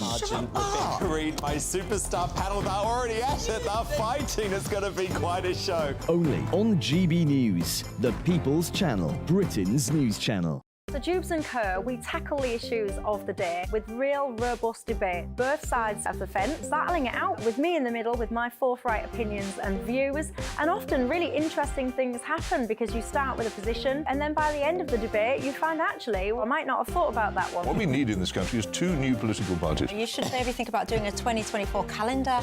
I'm Michelle Dewberry and I'm keeping you company right through until 7 o'clock this evening. GB News, the People's Channel, Britain's watching.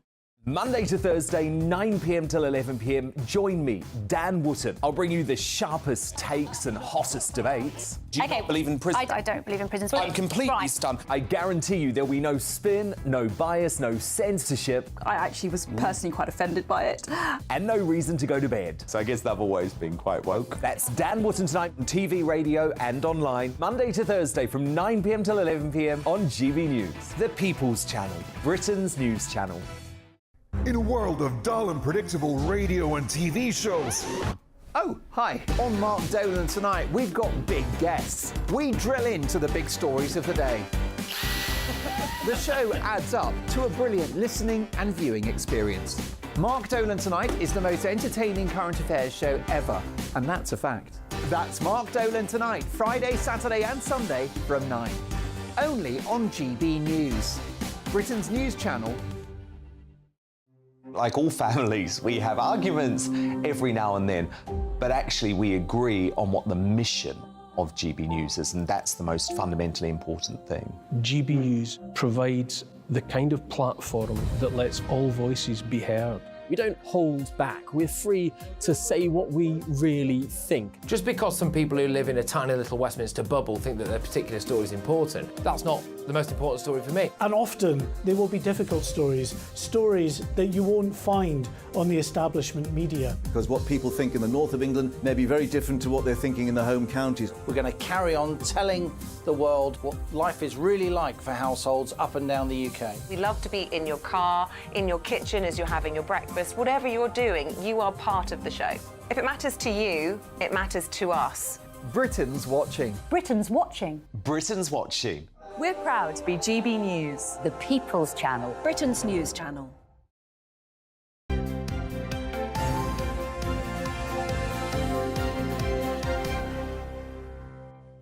7:42, good morning to you. This is Breakfast with Stephen and Anne. And we're going to go through the papers now. Joining us this morning, GB News' senior political commentator, Nigel Nelson, and former Conservative advisor, Claire Pearsall.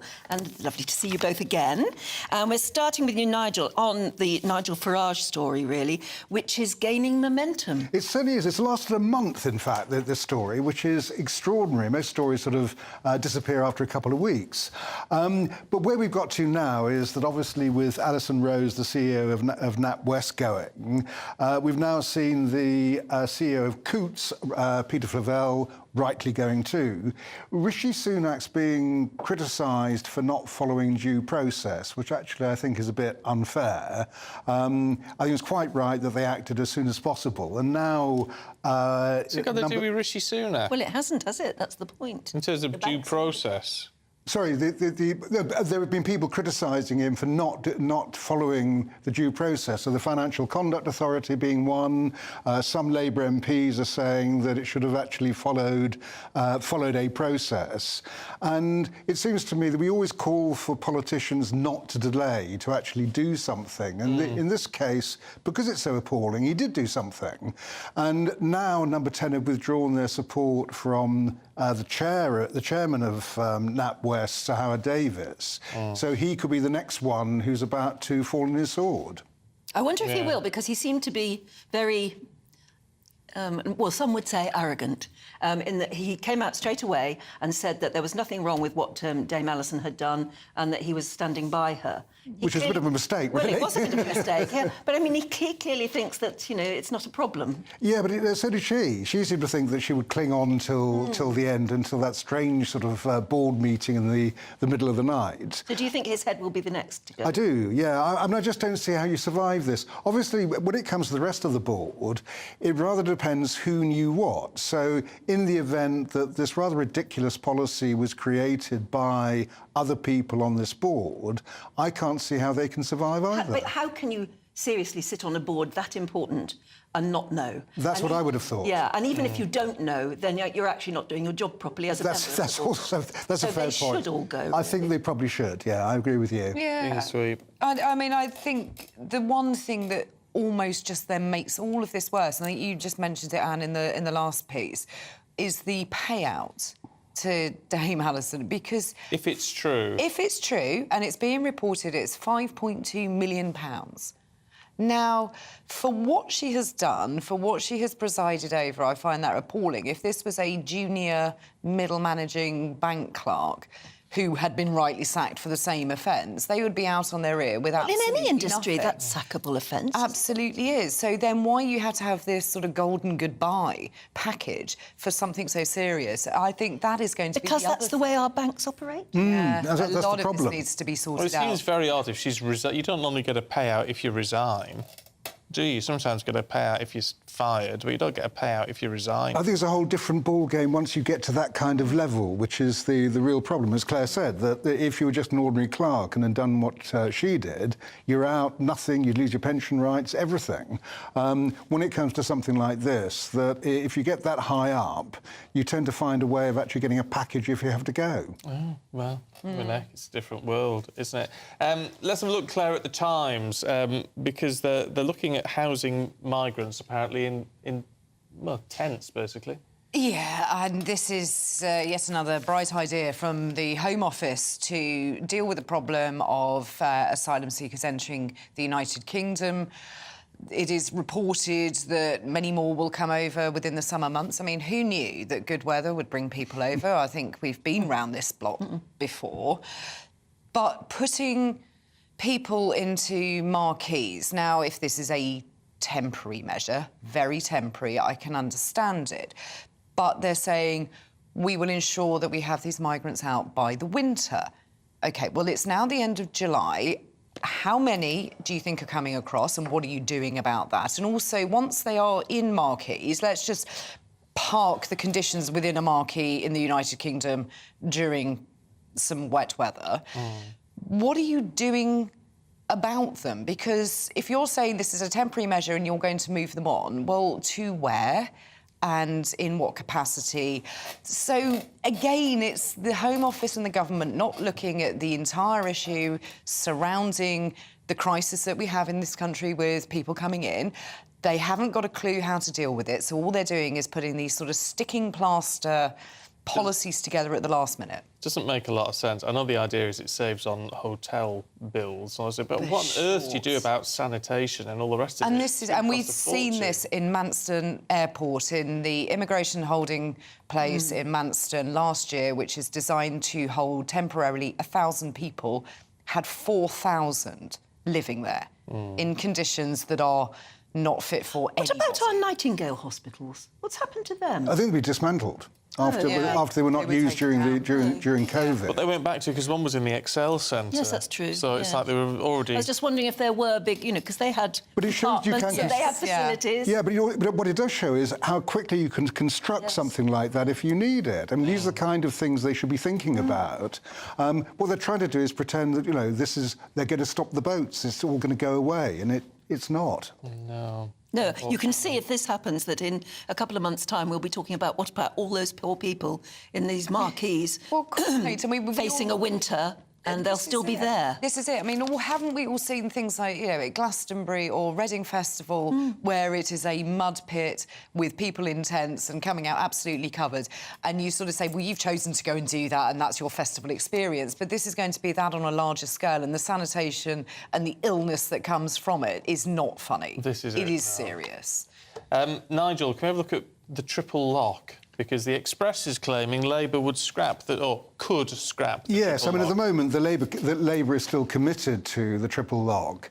I do think it needs to be. We need to take a look at it on the basis that 1 in 4 people will be over 65 in the next 20 years. We're getting to a stage where pensions are becoming really tricky to be able to pay for them, and you've also got a sort of fairness element there. That with the triple lock, pensions are either increased on inflation, earnings, or 2.5%, whichever is higher. Now, of course, this year, inflation was higher, so you saw pensioners getting over 10%. Public sector workers are getting 5 and 6%.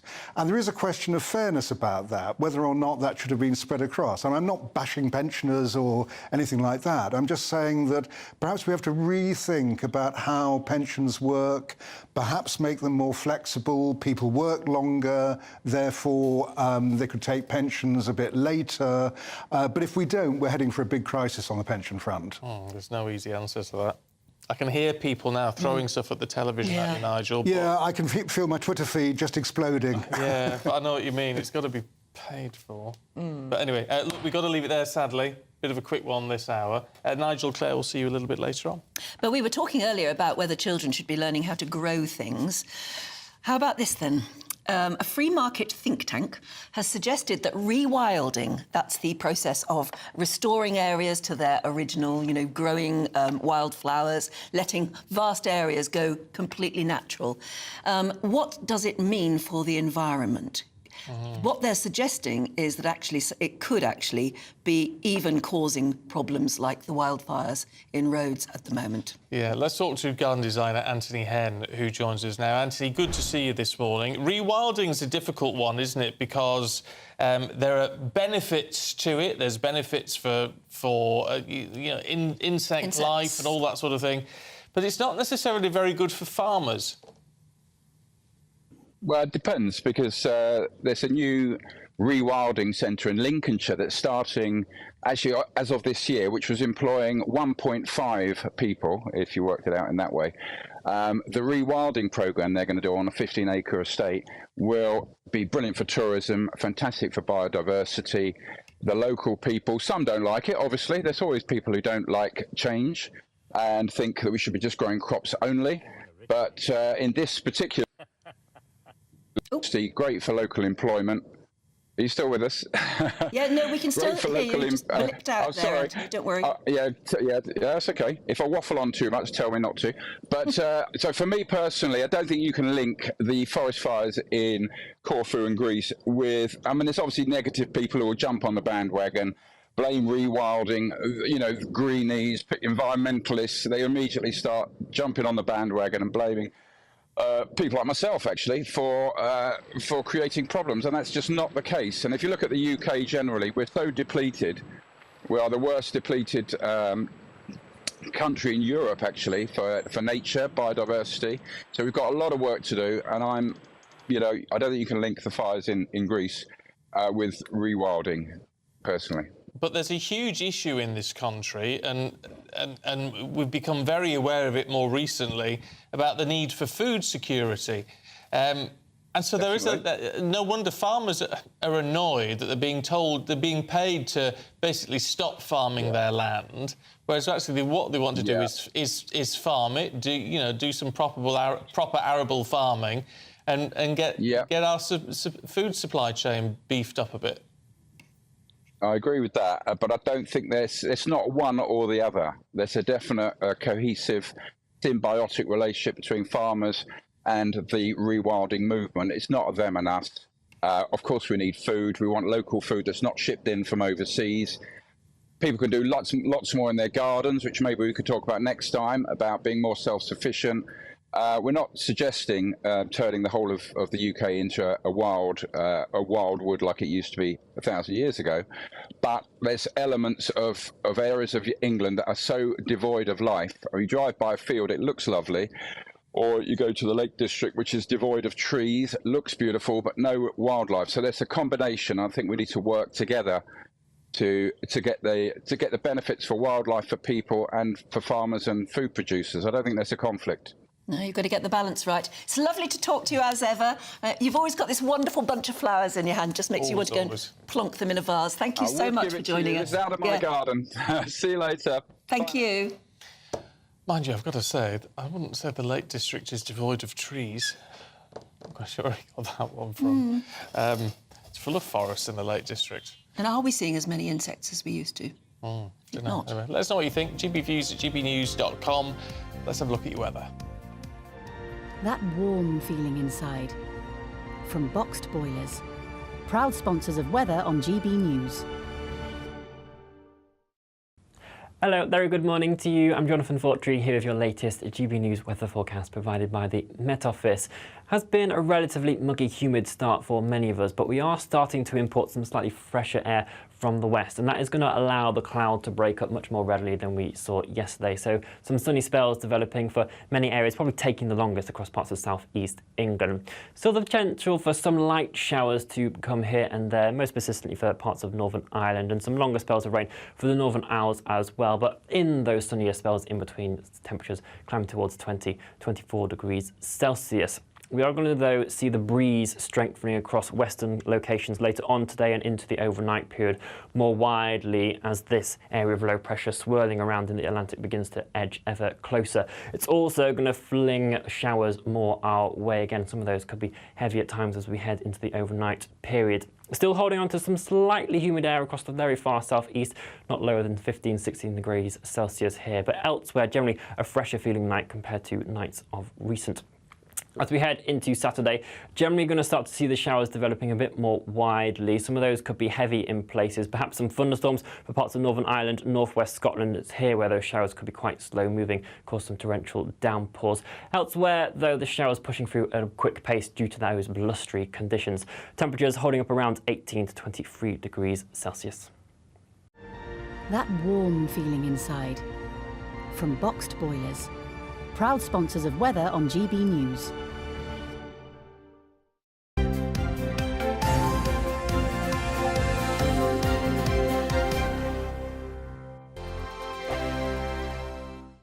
What you get for breakfast is something that, if we do our jobs right, you will wake up to news that you didn't know the night before. It's a conversation. It's not just me and Eamon. We want to get to know you, and we want you to get to know us. From 6, it's Breakfast with Eamon and Isabel. Monday to Thursdays on GB News, Britain's news channel. Westminster is going around in ever-decreasing circles, followed by the media. Britain is broken. How on earth did we get into this mess? But more importantly, how do we get out of it?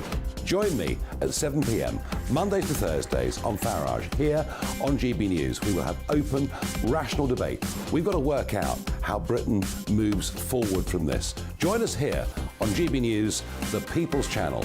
Britain is watching. When the news happens, it happens here. And really important breaking news. Breaking news this morning. On TV, radio and online, the news starts here on Britain's Newsroom. All the biggest stories and the answers that you need from across the UK and beyond. Join Britain's Newsroom from 9:30 on GB News. The People's Channel, Britain's news channel.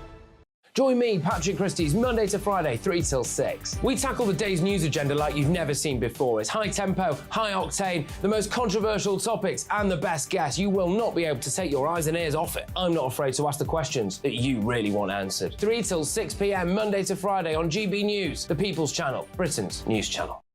People in Britain, they love free speech, but they also love fair play. I don't care if I'm speaking somebody from a trade union, from the Labour Party, somebody from the SNP. And I think the viewers like to see that actually we can challenge one another, but in a positive way. We think we ask the questions that people want to ask, and often we ask the questions that we wanted to ask in Parliament but never got the chance to ask. So join us every Saturday, 10 a.m. till noon on GB News, Britain's news channel. Hi, I'm Dan Wootton. You can watch me live on GB News Monday to Thursday from 9 p.m. And did you know that you can also watch and listen live on our website, gbnews.com?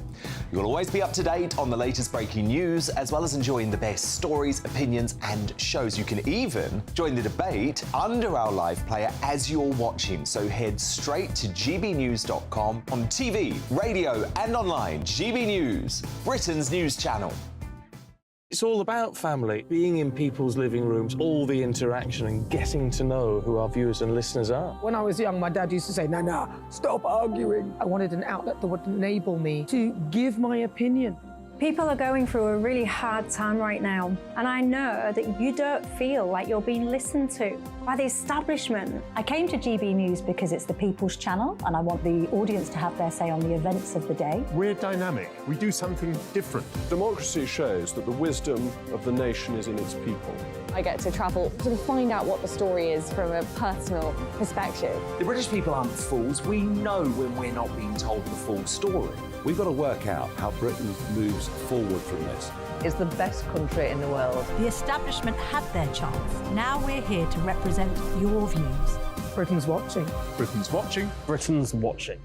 We're proud to be GB News, The People's Channel, Britain's news channel.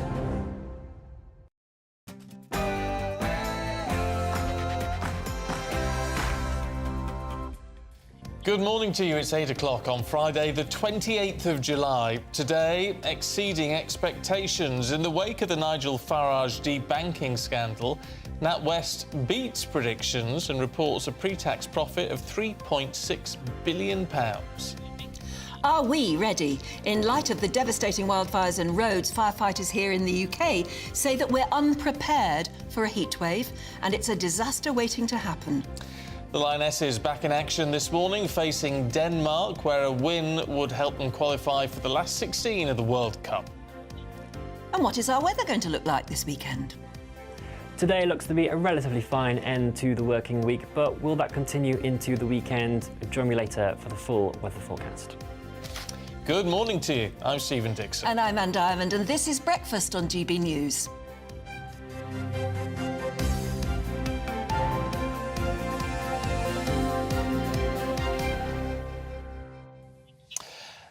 We were just talking in the papers just a few minutes ago about these marquees. That they're going to put illegal immigrants into. And we were also saying, does it make a lot of sense? It's meant to save money on hotels, but marquees? Does it work? How long would they be in for? What about sanitation? All these issues. It doesn't seem very well thought through. Les in Newcastle says, let's not forget these migrants have spent months or years in tents in northern France in far worse conditions without help from the French government. Let charities pay for this instead of taxpayers. I understand what you're saying, but I don't know if we should sanction this sort of move. Shouldn't we be being a bit more thoughtful? Thoughtful? God, do you really mean joined-up thinking and things like that? Yes, actual joined-up thinking. Oh, no, we never do that. Process these people quickly. If they're in marquees, for a fortnight, fine, but 6 months... Yes, if there were more of a process that's being talked about than just bunging people in marquees in what we hope would be a warm enough summer. But, I mean, it's only 2 months until we start thinking of winter. And the weather's going to get worse. Do we really feel confident that they're going to process all those people by then? Yeah. We haven't seen it so far, have we? No. On the triple lock thing that we're talking about as well, Silky says there's a major difference between 10% of £148 a week that pensioners get and 6% of public sector pay workers. Nigel Nelson was saying, well, is it fair to have a triple lock, which Labour is apparently allegedly looking at getting rid of? But there's a lot of pensioners, Silky. Well, Mick says even with our 10% pension increase, UK pensions are the worst paid in Europe. Is that true? In Europe? Know. But then it's, you know, it's... I don't know. I find it a very difficult issue. £148 a week is not a lot of money. It's not a big increase. But there's a lot of pensioners. Yes, and a growing number. It adds up to a It's going to be lot growing of money. and growing, absolutely. And what about our 6 to 8 year olds who don't know how to grow a sunflower and have never actually planted a seed and watched something grow? And you don't necessarily need a garden for it. Or soil, even. You just need a pot on the windowsill, really. A pot, cotton wool, water, cress seeds. Oh, yes, magic. Yeah. Not watercress, cress. Absolutely lovely.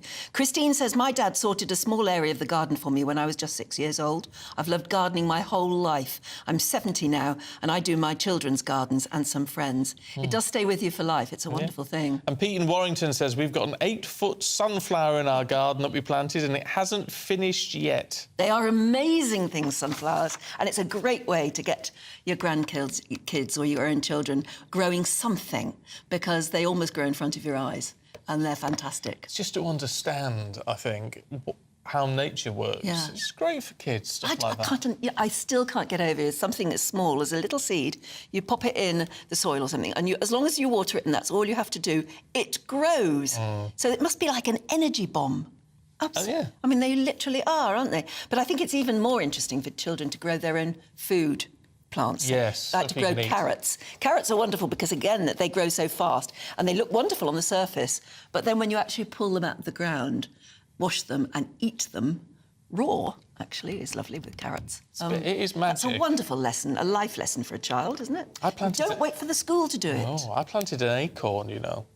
And did 12 it years grow ago. a tree? Yeah. Did it, really? Got a big oak tree growing now. Really? It's about 18 feet tall. That's wonderful. It's very spindly at the minute. It'll take years to thicken up. Yeah. Yeah, I know. It's incredible wonderful. when you think... That is wonderful. Mother Nature, you see, you can't beat her. Can't beat her. Anyway, let's have a look at our top story this morning. And in the last hour, NatWest has posted profits beating forecasts significantly. Yeah, they've reported a pre-tax profit of £3.6 billion for the period compared to £2.6 billion the prior year and above the £3.3 billion they forecast. Well, this comes after the head of Coutts Bank, which of course is all part of NatWest, Peter Flavel, resigned as NatWest is trying to contain a crisis. It's all to do with Nigel Farage and debanking that might have wiped £1 billion off its share price. Yes, and then you also look at the group's chairman, Sir Howard Davis, because his future looks a little bit wobbly at the moment because Rishi Sunak has refused to give his backing to him. OK, let's talk to our political reporter, Catherine Forster, who's here in the studio. Good morning. Good morning. I mean, it's fascinating with the pre-tax profits because, I mean, whilst this is all rumbled on, of course, it's not happened recently enough to affect the pre-tax profits for the last year, has it? But it shows a very healthy bank, which we own 40% of very nearly, but one that is still, nevertheless, in crisis at the top. Certainly is in crisis, and they've clearly been doing rather well, haven't they? Because their profits in half year to the end of June are up by £1 billion. That's more than was expected. It would be expected to be 3.3, and it's actually 3.6 billion. But those are to the end of June, and in the last couple of days, NatWest Group have been engulfed by this tsunami of really terrible publicity because of having debanked Nigel Farage, as we now know, primarily for his political views. It's cost two big bosses their jobs already, Dame Alison Rose, the boss of NatWest, although allegedly she will probably get a £5.2 million severance package. That was her annual... It's a golden handshake for you, isn't salary. It? We may not know till they put their, end-of-year accounts through. And yesterday it cost Peter Flavel, the Coutts boss, his job as well. And now all the questions about what happens to Sir Howard Davies, the chairman. Now, Nigel Farage has been calling for him and indeed the whole board to go because, of course, what happened when Dame Alison Rose finally admitted that, yes, she'd been the source of this inaccurate story to the BBC, implying it was only that Nigel Farage didn't have sufficient funds. Initially, the board were, well, we've got full confidence in her and she's staying. And it was only when pressure was clearly brought to bear by Number 10, by the Chancellor, that they had this sort of middle-of-the-night board meeting, and then she went at sort of 1:30 in the morning. But a terrible look, and the irony is that from the 40 pages of documentation that Nigel Farage got, which detailed very clearly, you know, they've been tracking things like he'd retweeted a tweet from Ricky Gervais making a joke against trans women. He was friends with Novak Djokovic, all this stuff. Oh, my goodness, that's terrible, They isn't it? decided that it was a terrible look for them to have him. But, of course, most people wouldn't have known he had a bank account with Coots. And I think most people would now think what's a terrible look is, A, breaking client confidentiality, which you're clearly not supposed to do, and B, deciding somebody can't have an account because of their Well, you see, that's what is annoying me about. I've just been away, so I've been reading about it in the papers and things like that. And there's this. Some people have got it wrong. They feel it's all about Nigel Farage, and those who don't like him sort of think, well, you know, what's the fuss about? But it's not just. I mean, and Nigel's making that point. It's not just about him. He just happens at the moment to be the most public figure affected. He's a bit like the canary in the coal mine, isn't he? Because it's emerging now that this is happening and has been happening to many, many people. Gina Miller, the prominent anti-Brexit campaigner, it's in the papers today. She had a business account at Monzo.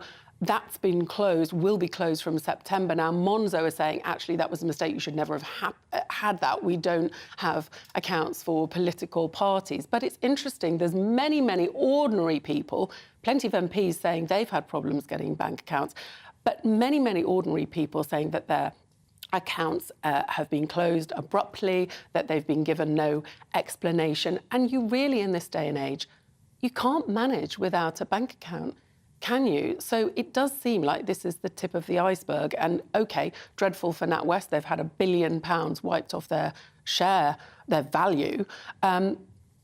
But more broadly, I think it's going to lead to probably a fair few changes in the financial I think more names sector. are going to come out saying I was debunked. Because, again, Nigel made the point that it was something that's been happening for a while, but people are almost ashamed to admit that they've been debunked because it implies there's something appalling about them. So they haven't told the world.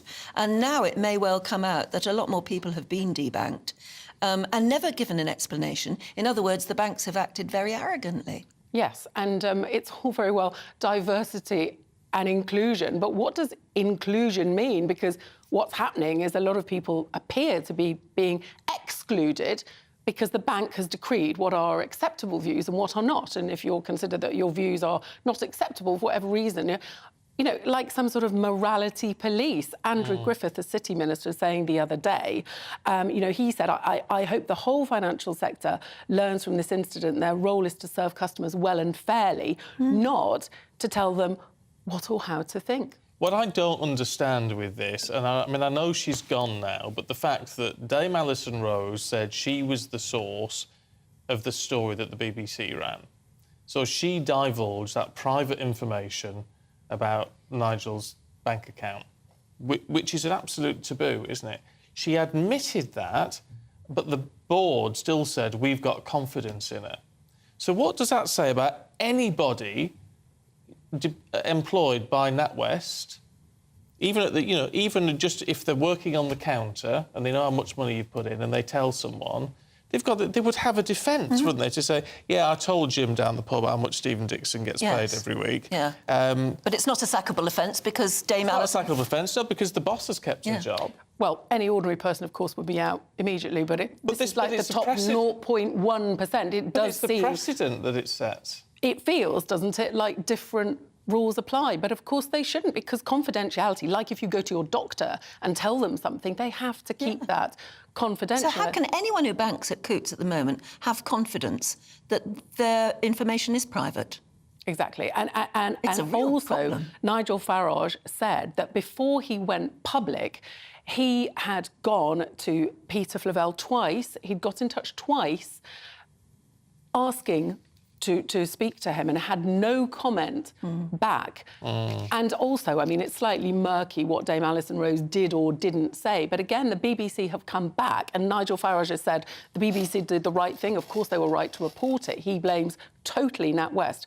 But the BBC also said we went back to Dame Alison Rose to say, you know, what we were going to say, and there was no comeback. So it's, yeah, one rule for 99.9% of the population, and it seems like a different rule for us. It's a murky, horrible mess. It doesn't look good at all. It just makes you feel that they really are arrogant at the top of banking. It does. And they feel they can set the rules and they're not, they don't have to say anything to anyone. But I do think the consequences of this, obviously the story has been rumbling along for several weeks now, it's sort of come to a head, but there is going to be an investors meeting, NatWest, at 9:30, which I will be watching over Zoom, so we will see what they say, because this will be the first time that Sir Howard Davies, the chairman, has faced investors. I don't think his position is safe, but I think there will be big consequences, not just for NatWest, but across the banking sector, because the government have made it very plain that this is unacceptable, and I think legislation likely to follow. OK. Catherine, thanks very much. I mean, it would give you... I know you said you wouldn't have any confidence about your confidentiality if you were a Coutts customer. No, I wouldn't. Or a NatWest customer. No, I wouldn't. In all of that. And it's not to disparage anyone who works at NatWest. Of course, you're going to... You know, you're going to follow the rules because it's more than your job's worth, as much as anything else. But the fact, if the boss could get away with it... If the boss sits next to a BBC journalist at some posh city dinner and chooses to actually say things she shouldn't have said, to divulge confidential information about any client, whether they be Nigel Farage or somebody whose name you wouldn't know at all, she shouldn't have done it. Any other person would be sacked on the spot for that. And they said, we've got full confidence in her. That's weird. It's very strange. But now, now she's resigned with what Is it all over? With what appears to be a £5.2 million payoff. And remember, we own 39% of NatWest. We, the taxpayer. And I think we should have a say in it. Yeah, I think it's a fair point. If you've got a view on that, gbviews, gbnews.com. Should we bring up to date with what else is going on? And 6,000 storefronts have closed in 5 years due to lockdowns, crippling business rates and the cost of living crisis. That's according to the British Retail Consortium. The rate of empty high street shops has increased to 13.9% across the country in the second quarter of this year, with shopping centre vacancies at 17.8%. Thousands of engineers and gas employees are to be trained to report parents if they identify child neglect. Over 18,000 workers across England, Scotland and Wales will be put on safeguarding courses in a new partnership between gas companies and the NSPCC. The charity said workers who visit homes have a unique chance to make a difference. Protesters opposed to asylum seekers being housed in a hotel in South Wales have vowed to continue their fight after an injunction was granted which actually blocked them from accessing the site. Hundreds of people gathered outside Strady Park Hotel in the village of Furness as the High Court considered the application by the property owners. Local residents are worried that the village of 367 people will see its population practically double if the plans go ahead.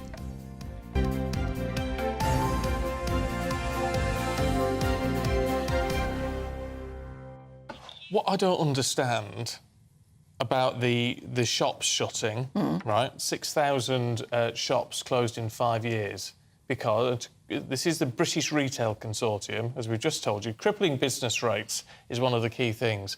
But business rates, the government's put them up. This is what I don't understand the logic of trying to boost the economy and encourage economic growth if you're doing something which is going to damage small businesses. We've got to look after small businesses. Britain is about small businesses, isn't it? I don't understand. I'm not an economist, I'm not a politician, so maybe there's reasons behind all this that I cannot get my head round at the moment. And what do you think of gas engineers being trained to watch out for child neglect? Because they're the ones who visit your homes to mend the boiler or whatever. They're being trained to look out for warning signs. I don't know what I think of that. No, I don't know what I think of it. It's a collaboration with the NSPCC, which gives me some confidence. Yes, me too. But it's putting an awful lot of burden onto them as well, isn't it? Well, I wouldn't even look at it like that. I would think there's bound to be some people who are, you know, the types. At the smallest sniff of something looking wrong, a child with a bruise will start reporting it upwards. Yes.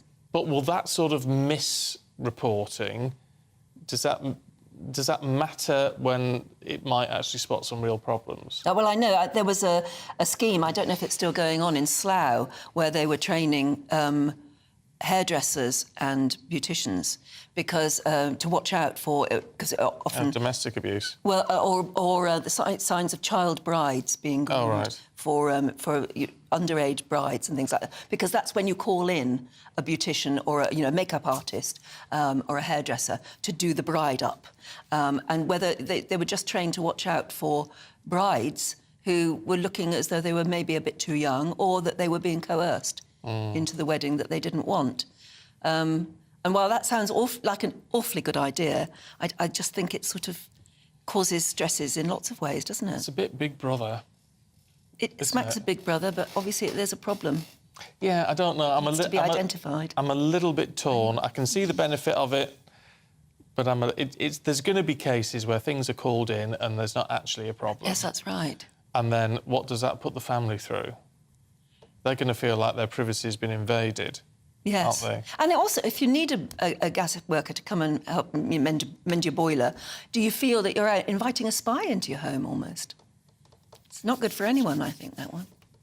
It's a tricky. If you've got an idea on that, let us know. gbviews@gbnews.com. It's a funny old world we're living in nowadays, isn't it? Isn't it just? And add on to all of that, the cost of living crisis, which is continuing to bite, as if you needed us to remind you. Many of us, apparently, with spare rooms, are starting to rent them out to lodgers. It's like going back 20 or 30 years, isn't it? Under the rent-a-room scheme, the first $7,500 earned from lodgers will be tax-free. Now, that could equate to £625 in your pocket a month. Let's talk to estate agent Jeremy Leaf, who joins us in the studio. Morning. Morning. Nice to see you. How are you? Look, you can see the economic side of it on both sides here. But it does seem like it's the 1970s.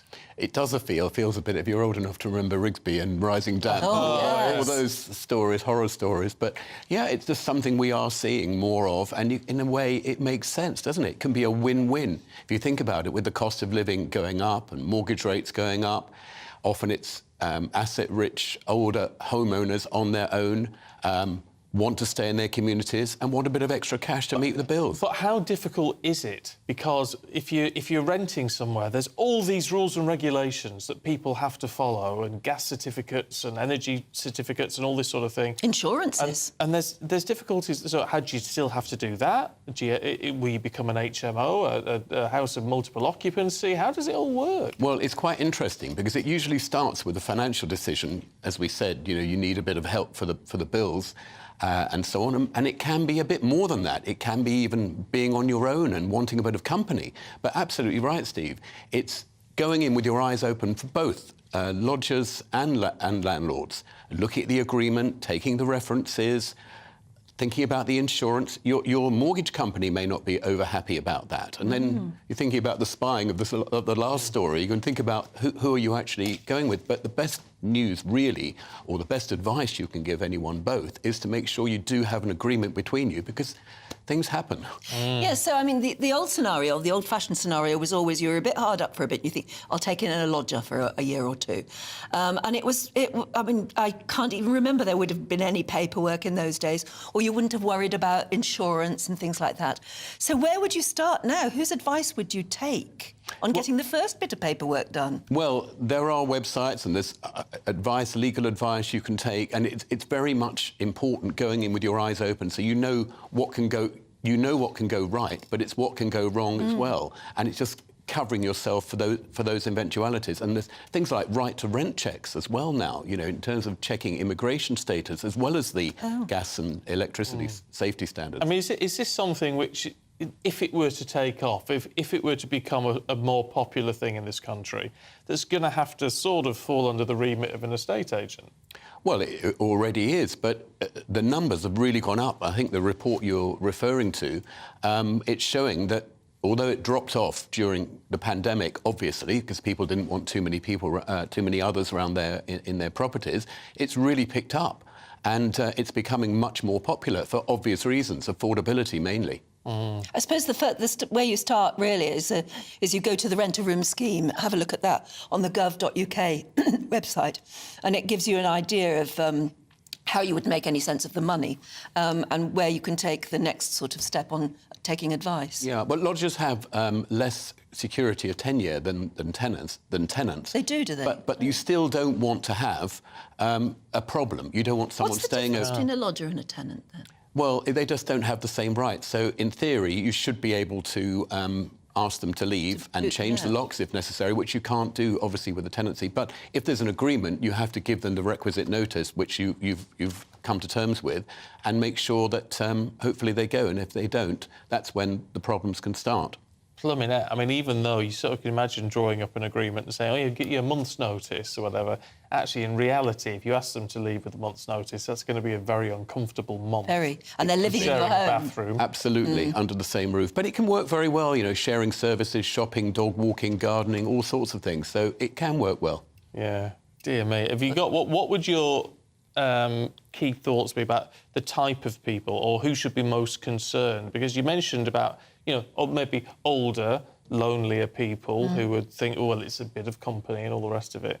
But aren't they also the most vulnerable from people taking advantage? It can be, but it can also be a plus. It could buy you time if you're thinking about moving down or up. So you get some income in when the bills are high. So it could be relatively short term.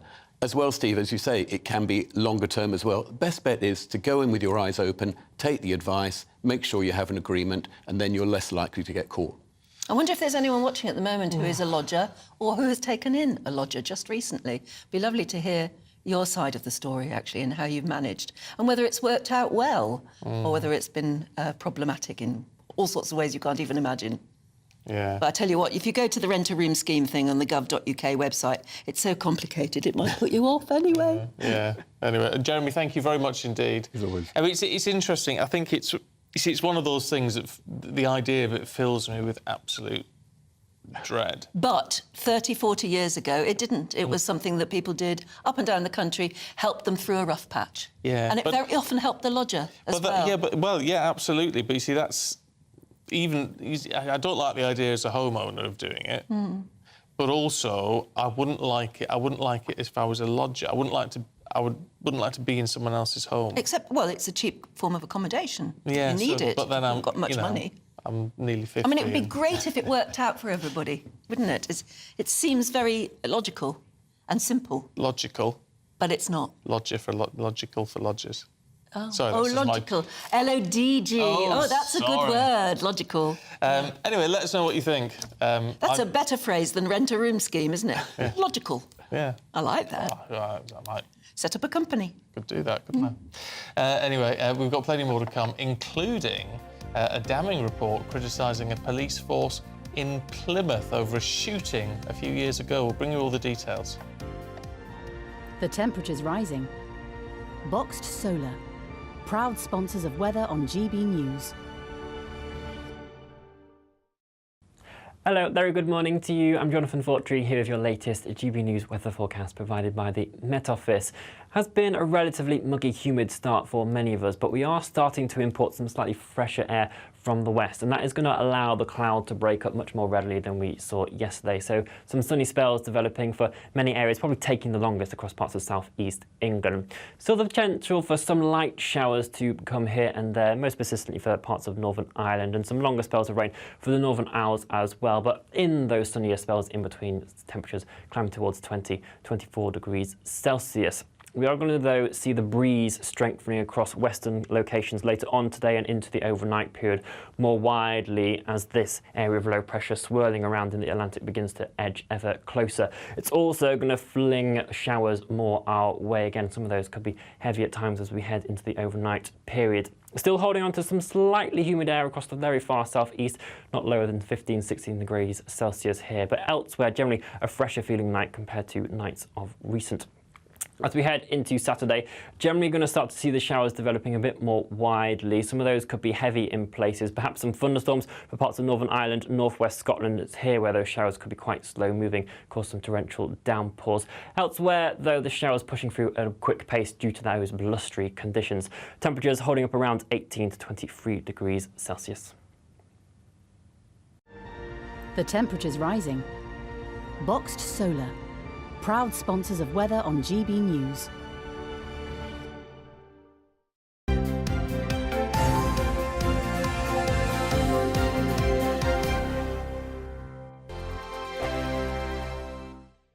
The Live Desk with me, Mark Longhurst. And me, Pip Thompson.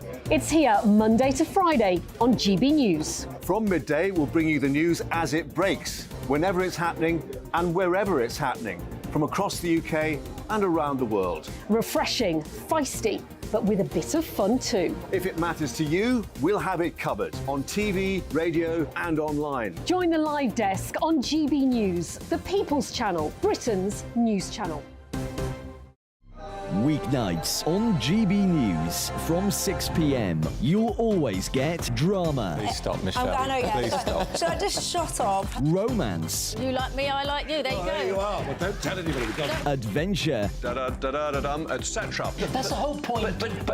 And action. Sergeant read my superstar panel. They're already at it. They're fighting. It's going to be quite a show. Only on GB News, the People's Channel, Britain's news channel. So Jubes and Co, we tackle the issues of the day with real robust debate, both sides of the fence, battling it out with me in the middle with my forthright opinions and views. And often really interesting things happen because you start with a position and then by the end of the debate you find actually, well, I might not have thought about that one. What we need in this country is 2 new political parties. You should maybe think about doing a 2024 calendar.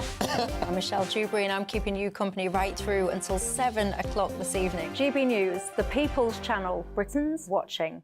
Monday to Thursday, 9 p.m. till 11 p.m. Join me, Dan Wootton. I'll bring you the sharpest takes and hottest debates. Do you not believe in prison? I don't believe in prison. I'm completely stunned. I guarantee you there'll be no spin, no bias, no censorship. I actually was personally quite offended by it.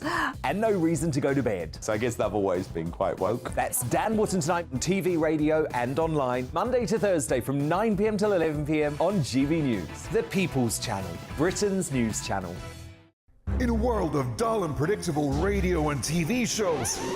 Oh, hi. On Mark Dolan tonight, we've got big guests. We drill into the big stories of the day. The show adds up to a brilliant listening and viewing experience. Mark Dolan Tonight is the most entertaining current affairs show ever, and that's a fact. That's Mark Dolan Tonight, Friday, Saturday and Sunday from 9.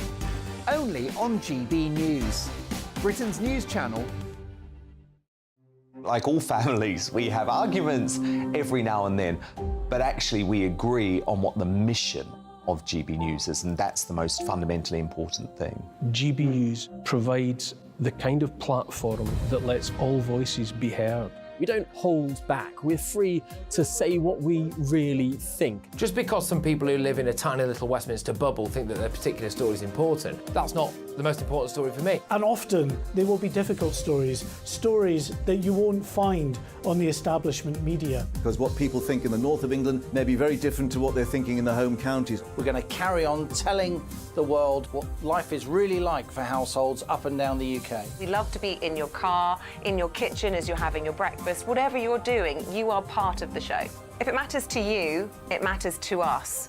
Britain's watching. Britain's watching. Britain's watching. We're proud to be GB News, The People's Channel, Britain's news channel.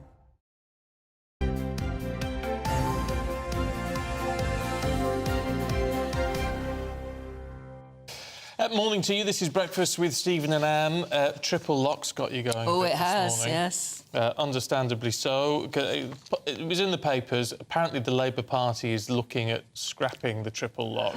No, they haven't said they definitely will. Yeah, but it's got everybody worried. But They're they're apparently thinking about it. Nigel Nelson was saying, well, do we have to look at it? you know, because... Well, can we afford to not? I think that's the point, isn't it? Michael says, state pensioners who have, like me, worked for 50 years deserve a good income, unlike other benefit claimants who also get the same rise. Yeah, Jill says it seems to be conveniently forgotten that pensioners have paid into their pension throughout their working lives. It's not a benefit, it's a right. And 10% of £180 a week is £18, so it's not exactly a fortune. Pauline says it's always mentioned about pensioners getting more with the triple lock, but no one mentions we now have to pay tax on our pension as it takes us over the threshold. Melinda says, leave it alone. Pensioners are underpaid as it is compared to other countries. 10% of such a low amount is not a lot. They're not even on a decent wage. Clive says 10% on the state pension is a fraction of the 6% rise in public sector pay. A more reasonable comparison would be to use the monetary increase. Well, Sandra agrees, I think. 10% of my pension, she says, is only a few quid. No way does it even compare to a 5% increase in working wages. So it's really got you upset today. Clean sweep on that one. I mean, I do sort of think there is... I mean, not that I'm claiming a state pension yet, but you do think, well, I've paid into this. Yeah. All your life. Yeah, so it's like, why shouldn't I get what I've been promised? Well, as it is said, it's not a benefit. It's not a benefit, it's a right, because it's a scheme that you've paid into all your working life. Yeah, yes. It is, isn't it? Yeah, but it's an interesting turn of phrase because it is classed as a benefit. When you look at our benefit system and our benefit, how much we pay out as when we look at how much we pay as a country in the benefit system, the vast majority of that is pension. I agree. It's not the same as a private pension, because a private pension you only ever get paid out what you put in, literally physically yourself, the money you paid into your private pension scheme. That's what ends up paying you a pension. The state pension is different. You've paid into our whole tax system. Yeah. And what was promised is that you would get a living pension when you retired. And, of course, that is now... the world is very different now. And we're retiring... Well, we're retiring later now, much later, and we're getting our pension later anyway than was promised. And I guess... And the amount you're getting out of it is not really enough for it as a living wage. It's not. But so is it we're all living so much longer. When the whole system was invented, you know, you weren't expected to live much beyond your retirement, you know, should we maybe look at 3 or 5 years, if that. Should we look at scrapping it?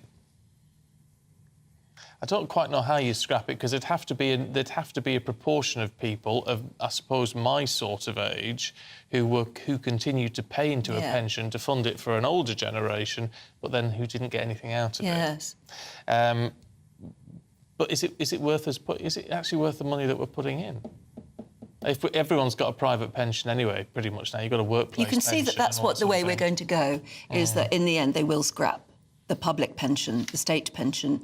You'll be required to pay into a private pension whenever in your life you're working. And if you end up not being able to do that, then you will be eligible for some form of benefit in your later life. Might be a way of doing it, but as I say, it's filling that gap. The world is changing and we're going to have to change with it, I guess. I'm afraid so. And all the money you put in for 180 quid a week, it's not a lot, is it? No. Anyway, keep your thoughts coming through on that one. Meanwhile, a police force has been criticised for its handling of a mass shooting in Keyham in Plymouth back in August 2021. Yeah, the police watchdog says Jake Davison's shotgun certificate was given back to him just a very short time before he killed 5 people, including his own mother. He also injured 2 other people. Yeah, you remember it. It was awful at the time, wasn't it? Still is, by the sound of it. Joining us now from Plymouth is our South West of England reporter, Jeff Moody. Hi there, Jeff. Tell us what's happening. Good morning.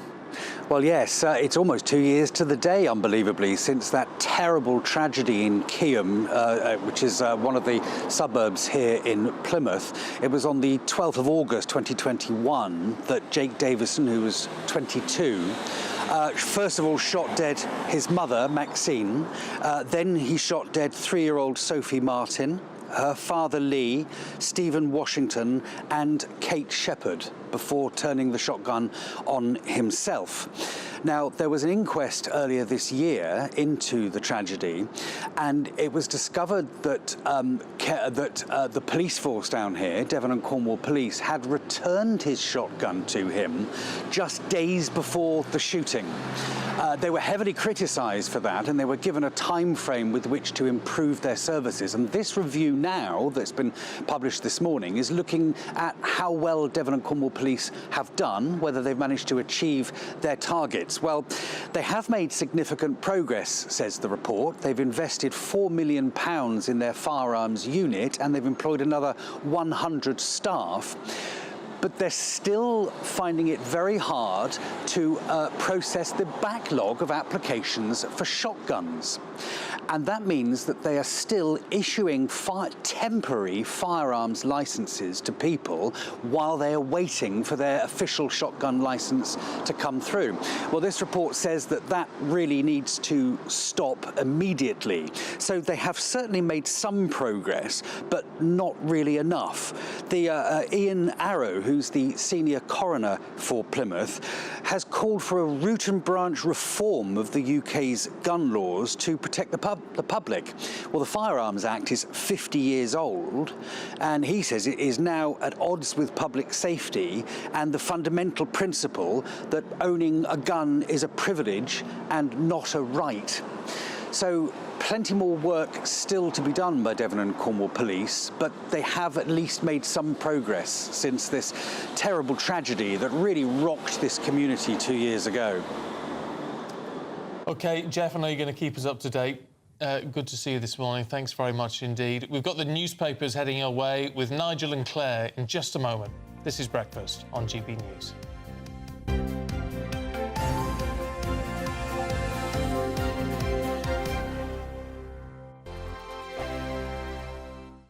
What you get for breakfast is something that, if we do our jobs right, you will wake up to news that you didn't know the night before. It's a conversation. It's not just me and Eamon. We want to get to know you, and we want you to get to know us.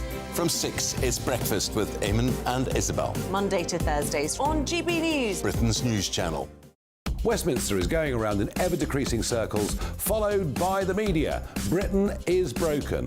How on earth did we get into this mess? But more importantly, how do we get out of it? Join me at 7 p.m, Mondays to Thursdays on Farage, here on GB News. We will have open, rational debate. We've got to work out how Britain moves forward from this. Join us here on GB News, the People's Channel. Britain is watching.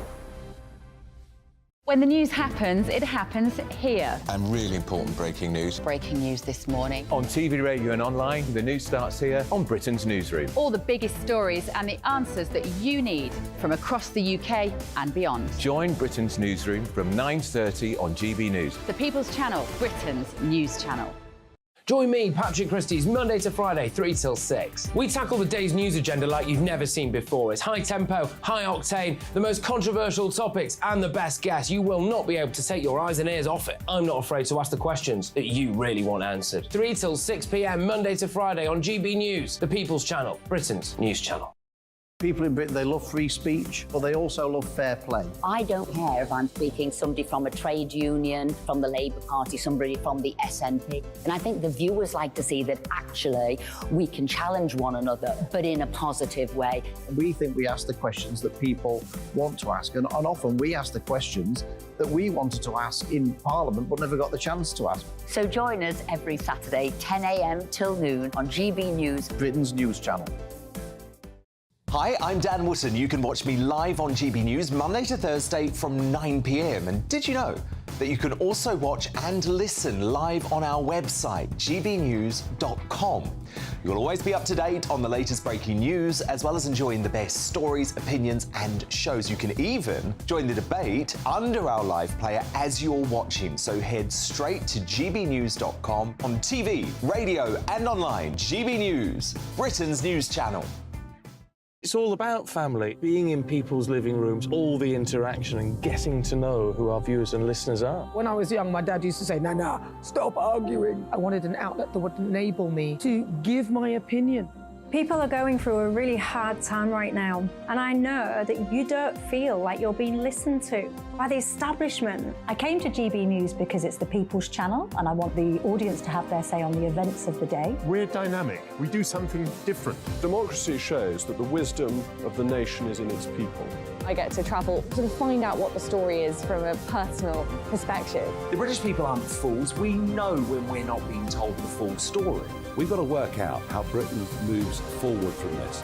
It's the best country in the world. The establishment had their chance. Now we're here to represent your views. Britain's watching. Britain's watching. Britain's watching. We're proud to be GB News. The People's Channel. Britain's news channel.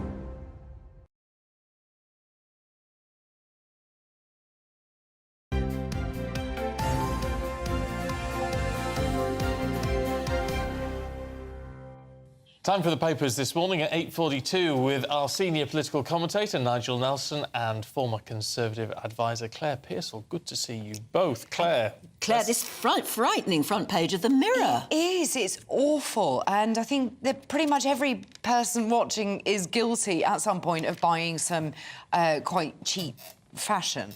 And we all put it into either a charity shop or a clothes recycling bank once we finish with it, thinking that we're doing our piece. But this is horrendous, and the Daily Mirror has looked at what happens to these things that are put in recycling bins, and they're packaged up. They end up out in Africa. In this case, it's Accra in Ghana. And quite a lot of the clothes that are sent over there are in such poor quality that they cannot be reused, and they end up in this enormous sort of landfill beachfront location, just there to rot away. You see, I would say it's not our fault if we're sending stuff off. If we think we're doing the right thing, then why isn't the right thing happening with it? But I do think that some of it is our fault, and we have become slightly addicted to cheap, fast fashion, especially younger generations who maybe don't have very much money, and when you're seeing online sites offering a new outfit for under a fiver, then you're going to do that. You want something new to wear every time you go out. You wear it once, you discard it. I think older generations look at things slightly differently, and I think when you are further on in your working life, you look at a jacket or a dress and you think it's worth the investment. But not everybody's in that boat, and I think that some of it is our problem. However, you're right.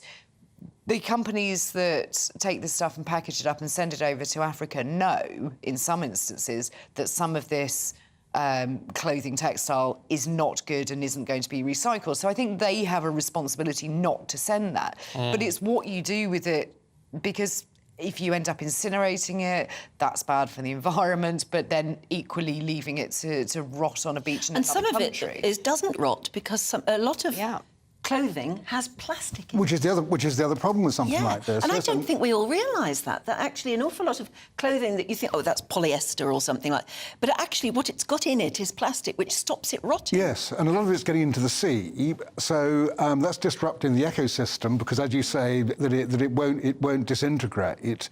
And what the locals there are talking about is that turtles aren't coming ashore to lay eggs, that fishers can't fish anymore because because the waters are so muddied up, and you've got coral dying. So with all those things happening, you're actually wrecking an ecosystem at the same time. We need to develop... There's a system, you know, where you can dissolve all your clothes and things. You can dissolve just about anything in the right chemicals. I mean, just everything you don't want, you used to go into a pot, dissolves it, and you take all the nutrients out and things. You can put acid in your washing machine, I suppose, couldn't you? What do you do with the waste? But that's how you recycle it. That's like recycled polymers and things, but you have to dissolve them all first. But that needs to be a proper industry of clothes disposal. And that's a proper way of recycling. It's not something you can sort of do in your... Oh, no, you'd have to send it off. It's a big business, but people should be doing that rather than just Well, they should. Landfill is never going to be the answer. Landfill isn't the answer. And it's just the most horrible picture there on the front page of the Mirror of those two little children sort of playing or standing, looking a bit forlorn, really, on this mountain of horrible, rotting fashion. And it's also on the inside pages when you see the animals scrabbling around looking for food scraps in amongst somebody's discarded T-shirt. Now, here is a good one. Oh, yeah, this is Claire, it was you as well. This is about typos causing these massive state secret problems. Yes. Now, I think this is typing error. We have all been We've all done subject it. to that. We have all done this. We have all put an email address incorrectly or hit reply all when we didn't mean to. But when you're... reply all, that's a bane of my life. It's dangerous. It is very, very dangerous. But I suppose when you're the Ministry of Defence, you would expect that if you are transmitting documents of a sensitive nature, that you would be at pains to get the email address correctly. And this came about... they were trying to send documents over to a military account, which was .mil at the end of it, but they missed out the middle I. So it went to .ml, which is Mali, a country which is closely aligned into Russia, and we're quite grateful for foreign secrets to be coming across. And it was actually a Dutch internet entrepreneur who was contracted by Mali to look after that domain, who noticed this happening. It's not a recent thing. And did alert the State Department in the United States. This is where most of them have come from. And said to the Pentagon, there is a problem, you keep sending these emails. And they said, oh, I don't think we are, there's nothing to see here. So he raised this issue. And it's at one stage, he reckons as many as 20,000 misdirected emails were sent with sensitive information as to locations of individuals, diaries of State Department officials, all going into the wrong hands. And it has taken a long time for the State Department to realise that it is so inept. It is, but it is inept, isn't it? Absolutely inept. You'd think. I mean, OK. We've all made that kind of mistake at one time or another. You might have slagged off your boss to a colleague and then sent them the message to the boss. Oh, You, oh no, what have I done? Have you done that? It sounds like you've done it. Well, I have done it, yeah. But when it comes down to military secrets, you'd think they'd have a sort of fail-safe device to stop it happening. You would do. You think they'd think to go through another process. Yeah, one of those. Go on. boxes. What happened? With you? No one said a word. Oh, really? Oh. Yeah. But you knew you'd sent it I knew to where him. I'd sent it to, but just everyone ignored And it. he knew you knew. Yeah. Oh, Just never discussed it. That's right. How interesting. Now, Nigel, in the Times this morning, very positive news that you've dramatically reduced your cancer risk over recent years because of the amount of housework that you're doing. Apparently so, provided I do it and do a little bit more than just clear the dishwasher. I think that this requires a bit more. But it's a study by Sydney University in Australia, and what they've found out is that 4 minutes of sort of what they call housework with gusto will actually cut your cancer risk by 18%. I'm going to live forever at this rate. So it's things like vacuuming and stuff like that. I mean, the same study, although we've got the story twice here, but the same study is talking about if you play with your grandchildren for 5 minutes a day, again, the same thing will happen. You will cut your risk. How does that do that? I mean, it's basic exercise. Yeah, basically it's exercise. I mean, if you don't go down to the gym, then don't sort of give up. In other words, you can do the housework for 5 minutes, but really do it properly, and that will cut your risk. In other words, it's a kind of some exercise is better than no exercise at all. Yeah. Oh, well, there you go. It makes the housework a bit more worthwhile, doesn't it? Meanwhile, we combat all of that, Claire, if we go on an all-inclusive holiday, according to the Star, when we have our daily calorie intake and just booze, doesn't mind the food. Yeah, now this is the Daily Star reporting that Brits that go on all-inclusive holidays eat 50,000 calories a week, or consume 50,000 calories a week. Now, as people that have just come back from an all-inclusive holiday, I can understand that because there is food there, it is available, there is lots of it, there is different things. And that's more than double what you should be having. It is. And it's things like cocktails. So when you're on holiday, things like cocktails, which are highly calorific if you're going to have those with a little umbrella in it and sit by the poolside or the sea. But it is...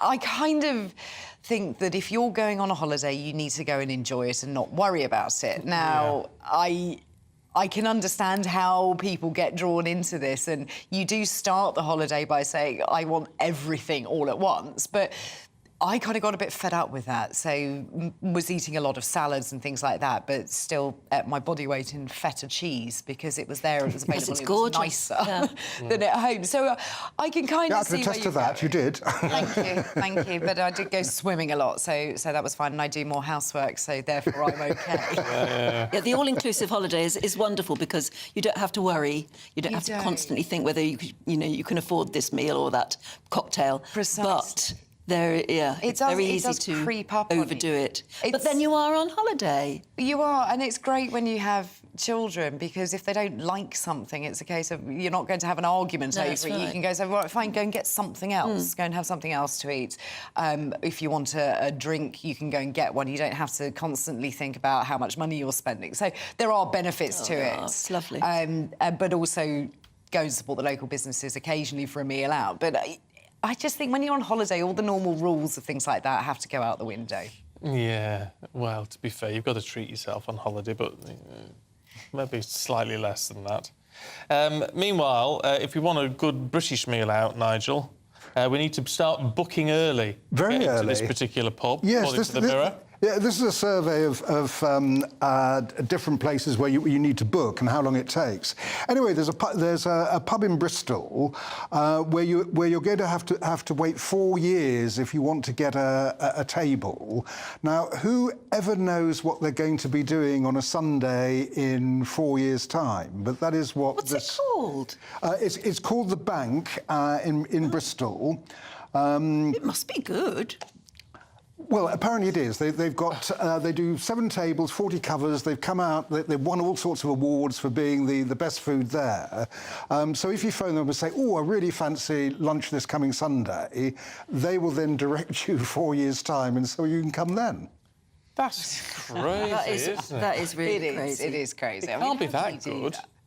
Well, you think, is it just a 5-minute wonder and they're having all these bookings for 4 years' time, but then someone else will open up somewhere that gets awards and is slightly different? Well, they've certainly got the publicity in there. Exactly. Today, I mean, haven't fair they? play to them for that, and I'm glad that they're doing so well at a time when a lot of places are closing. Yeah, you need one down the road that says only a 2-year wait. Exactly, exactly. A little competition. I mean, that's crackers, that, isn't it? Lovely. Thank you both very much. It's been good to see you this morning. Brilliant, yes. You can go back and chill now and do I'm the off to do the housework. vacuuming. Oh, yeah, I was going to say, do the housework together. And then have a cocktail. Oh, there you go. You'll have earned it. Yeah, well, they deserve it as well. We've got lots more still to come. The latest on this whole debanking situation, because what it now means for NatWest as a group, they've made a whole load of profits, but their share value is still right down. And it's not a good look, is it? No. Could the whole board go? We'll tell you more after the weather. A brighter outlook with Boxed Solar. Proud sponsors of weather on GB News. Hello, very good morning to you. I'm Jonathan Fortree here with your latest GB News weather forecast provided by the Met Office. Has been a relatively muggy, humid start for many of us, but we are starting to import some slightly fresher air from the west, and that is going to allow the cloud to break up much more readily than we saw yesterday. So some sunny spells developing for many areas, probably taking the longest across parts of southeast England. Still the potential for some light showers to come here and there, most persistently for parts of Northern Ireland, and some longer spells of rain for the Northern Isles as well. But in those sunnier spells in between, temperatures climb towards 24 degrees Celsius. We are going to, though, see the breeze strengthening across western locations later on today and into the overnight period more widely as this area of low pressure swirling around in the Atlantic begins to edge ever closer. It's also going to fling showers more our way again. Some of those could be heavy at times as we head into the overnight period. Still holding on to some slightly humid air across the very far southeast, not lower than 15-16 degrees Celsius here, but elsewhere generally a fresher feeling night compared to nights of recent. As we head into Saturday, generally going to start to see the showers developing a bit more widely. Some of those could be heavy in places, perhaps some thunderstorms for parts of Northern Ireland, northwest Scotland. It's here where those showers could be quite slow moving, cause some torrential downpours. Elsewhere, though, the showers pushing through at a quick pace due to those blustery conditions. Temperatures holding up around 18 to 23 degrees Celsius. A brighter outlook with Boxed Solar. Proud sponsors of weather on GB News.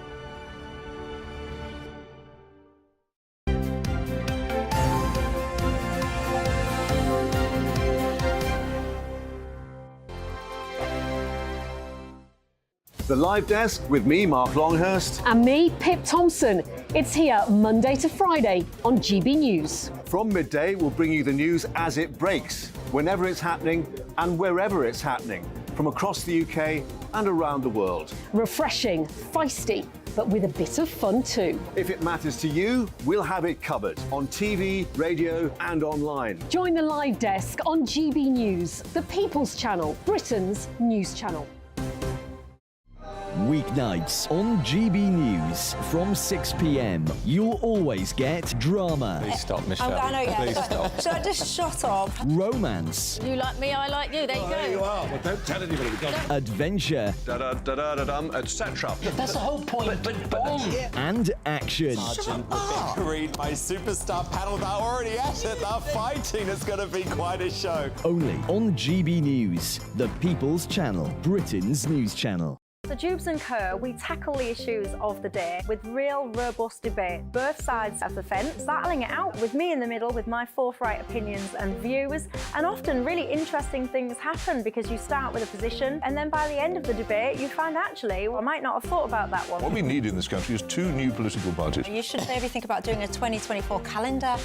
I'm Michelle Dewberry and I'm keeping you company right through until 7 o'clock this evening. GB News, the People's Channel, Britain's watching.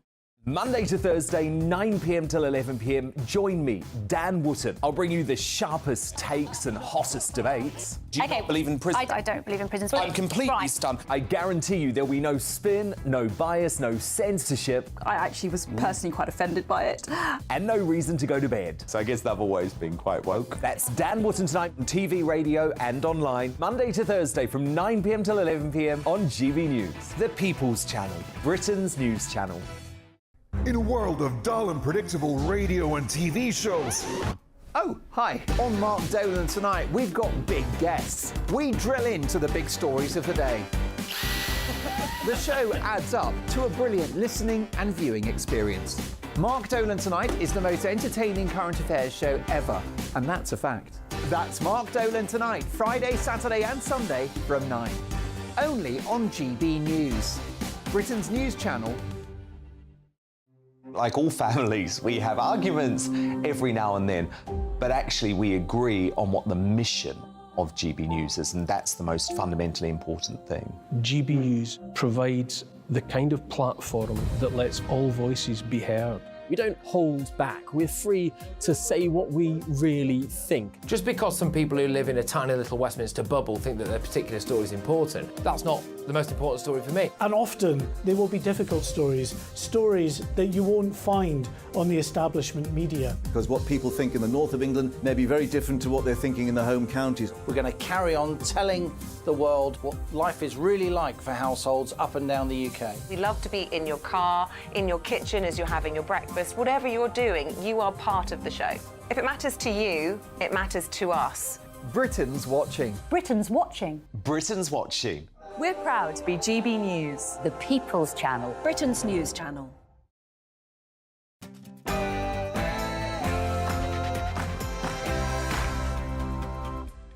Good morning, 9 o'clock, Friday the 28th of July. Today, exceeding expectations. In the wake of the Nigel Farage debanking scandal, NatWest has beaten predictions and reported pre-tax profit of £3.6 billion. Are we ready? In light of the devastating wildfires in Rhodes, firefighters here say that the UK is unprepared for a heatwave and it's going to be a disaster waiting to happen. The Lioness is back in action this morning, facing Denmark, and a win could see them qualify to the last 16 of the World Cup. Meanwhile, of course, what's the weather going to be like this weekend? Today looks to be a relatively fine end to the working week, but will that continue into the weekend? Join me later for the full weather forecast. Good morning to you. I'm Stephen Dixon. And I'm Anne Diamond, and this is Breakfast on GB News.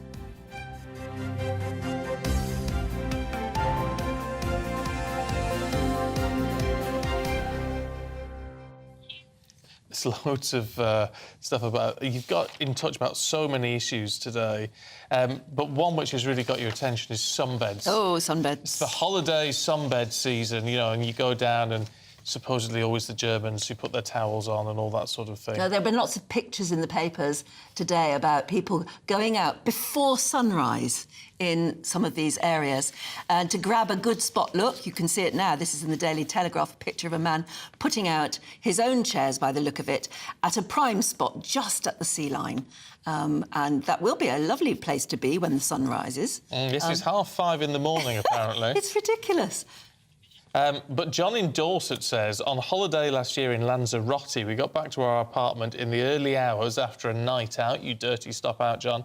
Absolutely shocked to witness sunbeds being dragged into people's apartments for their use by the pool the next day. So they're taking the sunbed into their own apartment, and then when they go out later, they'll be able to put it down somewhere. That's terrible, actually. It is crazy.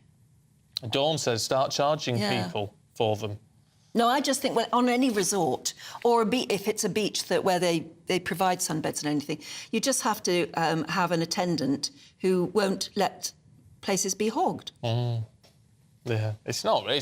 It's not British, frankly.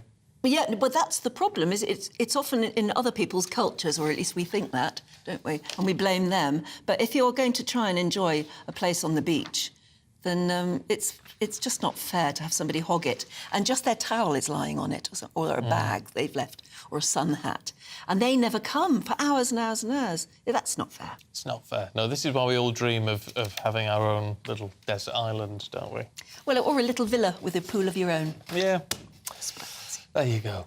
Now, our main news this morning, and this morning NatWest has put down... This is all to do with the debanking crisis, because NatWest owns Coutts and all the centre of all the Farage allegations and what have you. Anyway, but NatWest has posted profits hugely beating any forecasts. Yes, they've reported a pre-tax profit of £3.6 billion for the period, compared to £2.6 billion for the same period the prior year, and above the £3.3 billion that was forecast. So they've done well.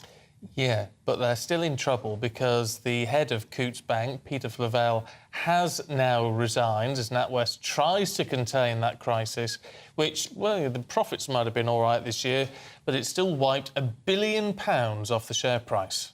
And meanwhile, the future of the group's chairman, now he's Sir Howard Davis, well, he's looking a bit wobbly too, because Rishi Sunak has refused to give his backing to him. So it's all becoming a little bit political. Well, it is. Our political reporter, Catherine Forster, is here. Morning to you, Catherine. And we know Sir Howard has been speaking at an investors' meeting this morning. Well, he's been speaking this morning, obviously, in the wake of these very good results, their profits up $1 billion. Of course, that was to the end of June. All the chaos that's been emerging with Nigel Farage and the debanking has been since then. But he has been asked whether he's going to give Nigel Farage back his Coutts account. Now, unsurprisingly, he wouldn't be drawn on that. He said it would not be appropriate to talk about that. And, of course, it wasn't appropriate for Dame Alison Rose, the boss of NatWest, to discuss Nigel Farage's banking arrangements with a BBC journalist, which led to the inaccurate story and has ultimately led to her standing down. So he has confirmed what's been reported in that Nigel Farage has been offered what they say is alternative arrangements. Now, he's been offered an account at NatWest, but he has said they've offered him a personal account. They haven't offered him a business account. And a business account obviously has different benefits, and that is what he needs. Now, investors' meeting going on this morning, it'll be very interesting to see what emerges from that, because, of course, he's now under a lot of pressure. The boss of Coutts resigned yesterday because, of course, Nigel Farage got hold of this 40-page document that they had on him in which it was very clear that they basically didn't like his political stance and therefore decided that he was a bad look for them. But what seems to be a terrible look is what's happened since, because this is a publicity disaster. And, of course, they've lost $1 billion off their market value over the last 2 days. I just don't understand how they can say, well, it's not a good look for us. Because who knew he banked with Coutts? I don't think many people... I had no idea. No, but they've would have known. But they've got other very controversial figures as well. You would imagine. I mean, they're I think, the oldest private bank in the world, or one of, aren't they? And they've represented people with an absolute vast... It's snobbishness as well, somehow, isn't it? Money. Well, I mean, Nigel Farage thinks a lot of this is to do with the fact that the establishment are largely anti-Brexit. A lot of them will blame him for the fact that we've left the EU. But, you know, down to very granular details, the information that they had on him about tweets. You know, he's friendly with Novak Djokovic, who's anti-vaccine, retweeting things that Ricky Gervais has said about trans people. You know, somebody has spent a lot of time going through, putting all this information together, which will be very worrying to lots of people. And now Gina Miller, on the opposite side of the Brexit debate, she's had her party's account is being closed by Monzo. Now they're now saying, oh, basically, you should never ever had it in the first place. We don't allow that type of account. But again, it's been done initially with no explanation. And we're now hearing from many, many people, aren't we, about similar experiences, banks, building societies, deciding to close accounts and not saying why. And you can't really manage now, can you, without a bank account? No, I had a row with a bank once about a couple of things, and I said, why are you doing this? And they said, we don't have to tell you why. That was their answer. And I gather that is that's what goes through all of what we're hearing now, is they don't have to tell you why they decide something. I think that's likely to change because the government is taking a very, very close interest in this. And also, Sir Howard Davies, the chairman of NatWest, has clarified this morning that the reporting is correct, that the reason Dame Alison Rose ended up going after they said they had full confidence in her was because of the political reaction, specifically that came from Number 10 and the Chancellor of the Exchequer, who made it very clear that they thought this was unacceptable. Because there's two things, isn't there? There's, first of all, freedom of speech. You shouldn't be getting rid of people because you don't like what they think, but also confidentiality. You know, like a doctor, you give information to the bank, you give information to your doctor, you expect that information to remain confidential. That's a very odd thing for Sir Howard Davies to say, considering that his neck's on the line with all of this. He said, yeah, we had full confidence in Dame Alison after she admitted spilling the beans on someone's private account, and she's only gone because of political pressure. Well, actually, I mean, that's a fundamental... It's like the basic rule, isn't it, of banking, the confidentiality. You'd expect the board to be taking a harder line with her. You would, but clearly they had hoped to hang on to her.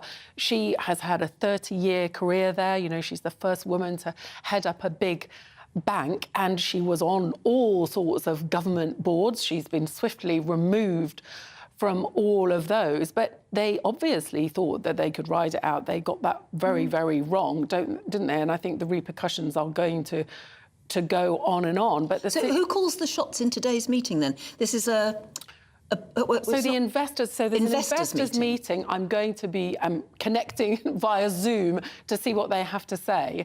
So I haven't been to one before, but it'll be fascinating to see. But presumably, Sir Howard Davies will be under a lot of pressure, you would imagine, because they've just lost £1 billion off the value of the company. So Nigel Farage, of course, is calling not just for Sir Howard Davies to go, but also the whole board.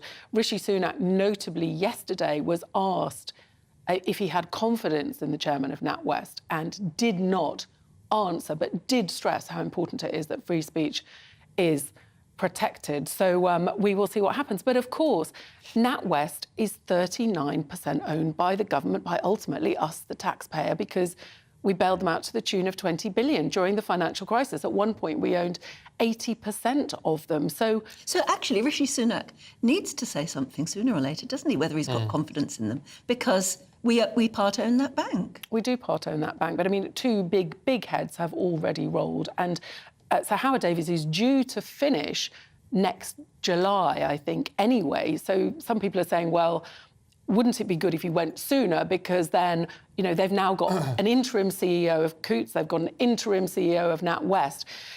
Let's get in a new chairman who can then take the company forward. So let's see what happens. But I suspect this has got some way to run. Yeah, I should think so. Catherine, thanks very much indeed. Now, This is a very depressing story, actually. A D-Day veteran. A D-Day veteran. So is that flyback? Yeah. So there you go. It isn't anymore. No. Anyway, this D-Day veteran has been forced to move into a hostel after he was served a no-fault eviction notice from his landlord. Yeah, so he's 98. He's called Alfred Gwenegault, and he was unable to afford the rent for another private property due to price rises. So now lives in the Dorset hostel with other families waiting to be rehomed. Lisa Hartle has more. We just can't get any help at all. No help whatsoever. We've been put in here and we've got to make the most of it. This is Alfred Gwenegault, a 98-year-old D-Day veteran, currently living in a hostel after being evicted from his rented bungalow. Alfred lived for 7 years in the property in Dorset with his daughter and son-in-law. They were forced to move after being served a no-fault eviction notice by their landlord. I can't see a future. I've got nothing to look forward to. Tell me how you're feeling at the moment. Down. Very down. Very down.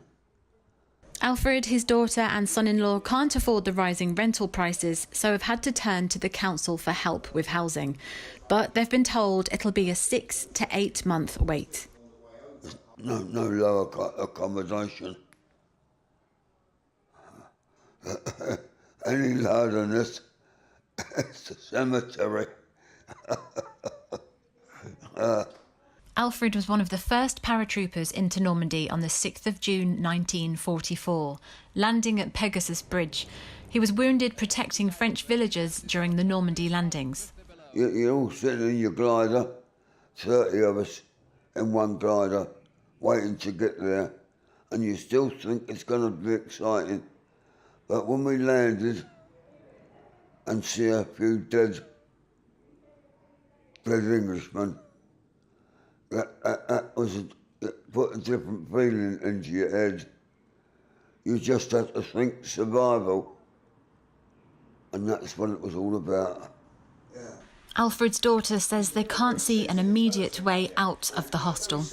We've had quite a few offers of people saying that they can put us up in a hotel, but that if we do that, then the council will just wipe our hands of it. You know, they won't house us at all. We've been offered holidays, you know, to give my dad a little break. However, I understand from the council we're not allowed to leave the bit. If we go on holiday, then again we will not be able to come back into here. In a statement, Dorset Council said, following eviction by his landlord, Dorset Council have provided him and his family with temporary accommodation to prevent them from being homeless. The council will work with the family to help find suitable housing.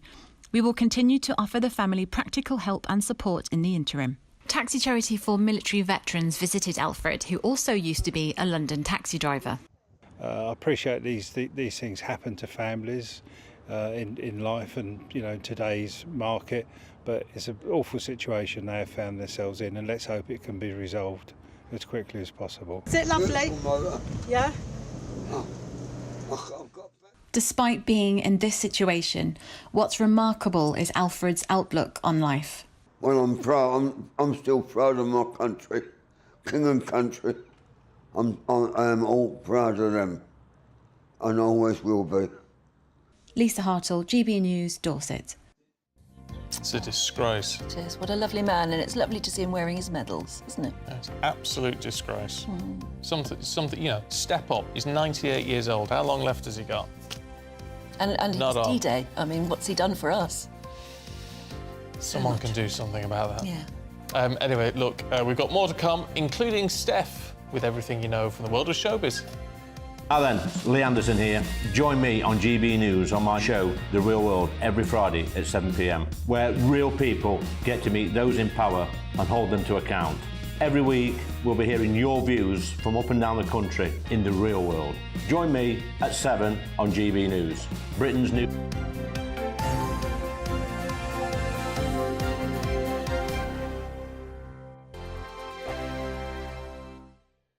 What you get for breakfast is something that, if we do our jobs right, you will wake up to news that you didn't know the night before. It's a conversation. It's not just me and Eamon. We want to get to know you, and we want you to get to know us. From 6, it's Breakfast with Eamon and Isabel. Monday to Thursdays on GB News. Britain's news channel. Westminster is going around in ever-decreasing circles, followed by the media. Britain is broken.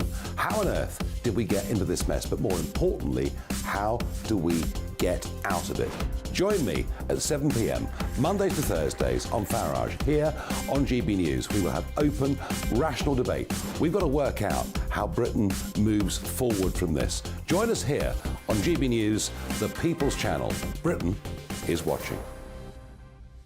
When the news happens, it happens here. And really important breaking news. Breaking news this morning. On TV, radio and online, the news starts here on Britain's Newsroom. All the biggest stories and the answers that you need from across the UK and beyond. Join Britain's Newsroom from 9:30 on GB News. The People's Channel, Britain's news channel.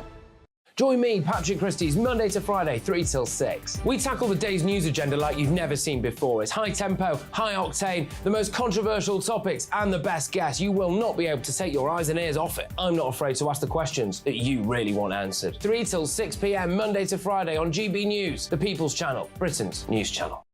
People in Britain, they love free speech, but they also love fair play. I don't care if I'm speaking somebody from a trade union, from the Labour Party, somebody from the SNP. And I think the viewers like to see that actually we can challenge one another, but in a positive way.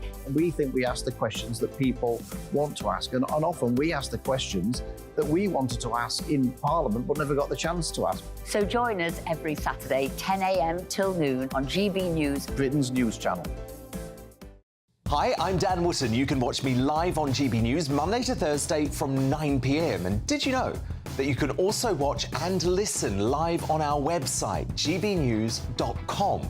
You'll always be up to date on the latest breaking news, as well as enjoying the best stories, opinions and shows. You can even join the debate under our live player as you're watching. So head straight to gbnews.com on TV, radio and online. GB News, Britain's news channel. It's all about family, being in people's living rooms, all the interaction and getting to know who our viewers and listeners are. When I was young, my dad used to say, "Nana, stop arguing." I wanted an outlet that would enable me to give my opinion. People are going through a really hard time right now, and I know that you don't feel like you're being listened to by the establishment. I came to GB News because it's the People's Channel, and I want the audience to have their say on the events of the day. We're dynamic. We do something different. Democracy shows that the wisdom of the nation is in its people. I get to travel to find out what the story is from a personal perspective. The British people aren't fools. We know when we're not being told the full story. We've got to work out how Britain moves forward from this.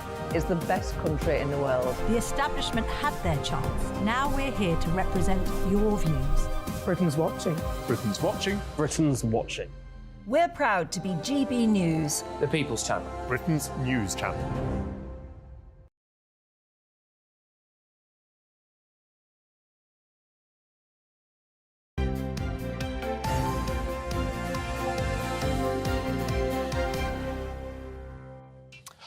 Should we have some showbiz news? Yes. Oh, fabulous. Stephanie Tetchy's here. Good morning. Good morning, Stephen and Anne. Now, Harry Styles. Yes. He's been immortalised. He has been immortalised by waxwork by Madame Tussauds. So he's the latest celebrity to be on show at London's Madame Tussauds on Baker Street, and he's joining the likes of David Bowie.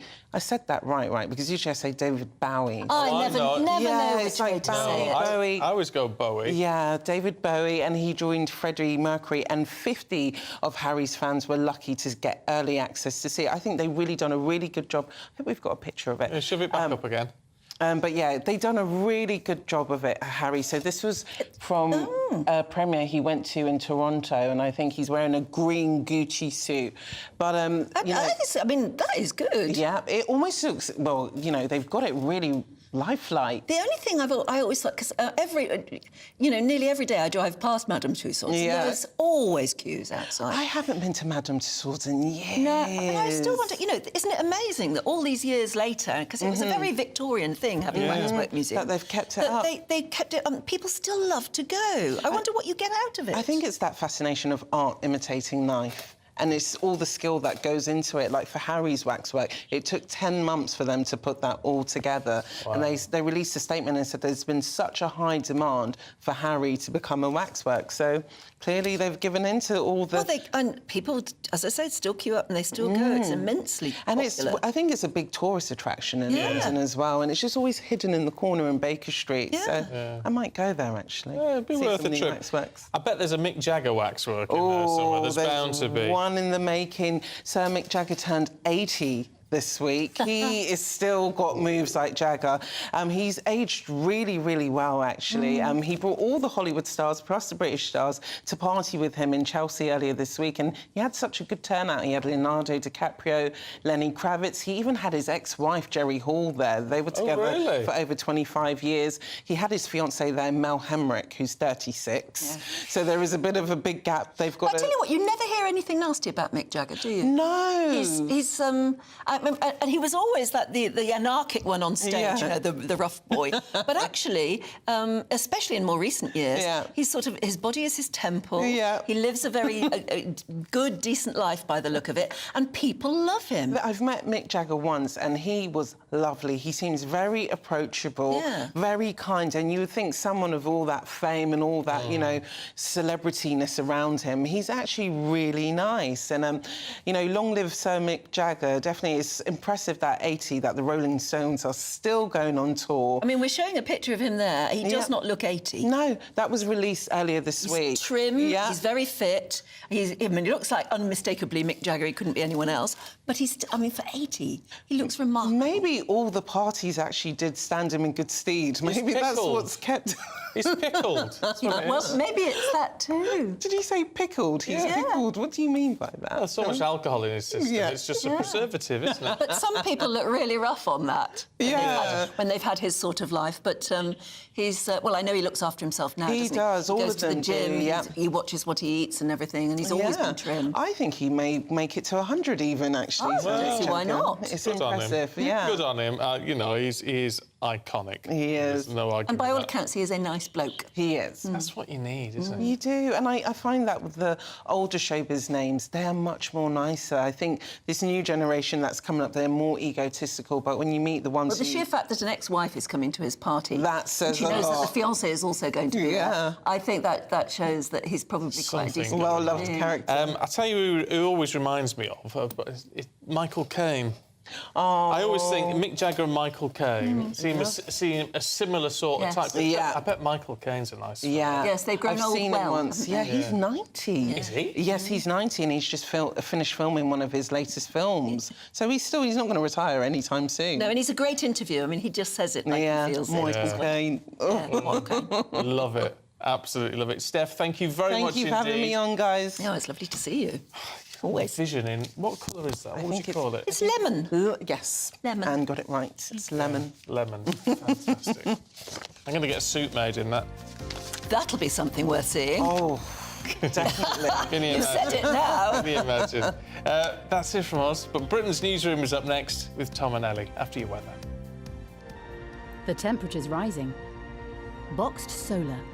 Proud sponsors of weather on GB News. Hello, very good morning to you. I'm Jonathan Fortree here with your latest GB News weather forecast provided by the Met Office. Has been a relatively muggy, humid start for many of us, but we are starting to import some slightly fresher air from the west, and that is going to allow the cloud to break up much more readily than we saw yesterday. So some sunny spells developing for many areas, probably taking the longest across parts of southeast England. Still the potential for some light showers to come here and there, most persistently for parts of Northern Ireland, and some longer spells of rain for the Northern Isles as well. But in those sunnier spells in between, temperatures climb towards 20, 24 degrees Celsius.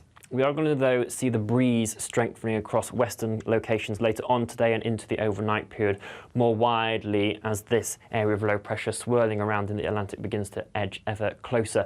It's also going to fling showers more our way. Again, some of those could be heavy at times as we head into the overnight period. Still holding on to some slightly humid air across the very far southeast, not lower than 15-16 degrees Celsius here, but elsewhere generally a fresher feeling night compared to nights of recent.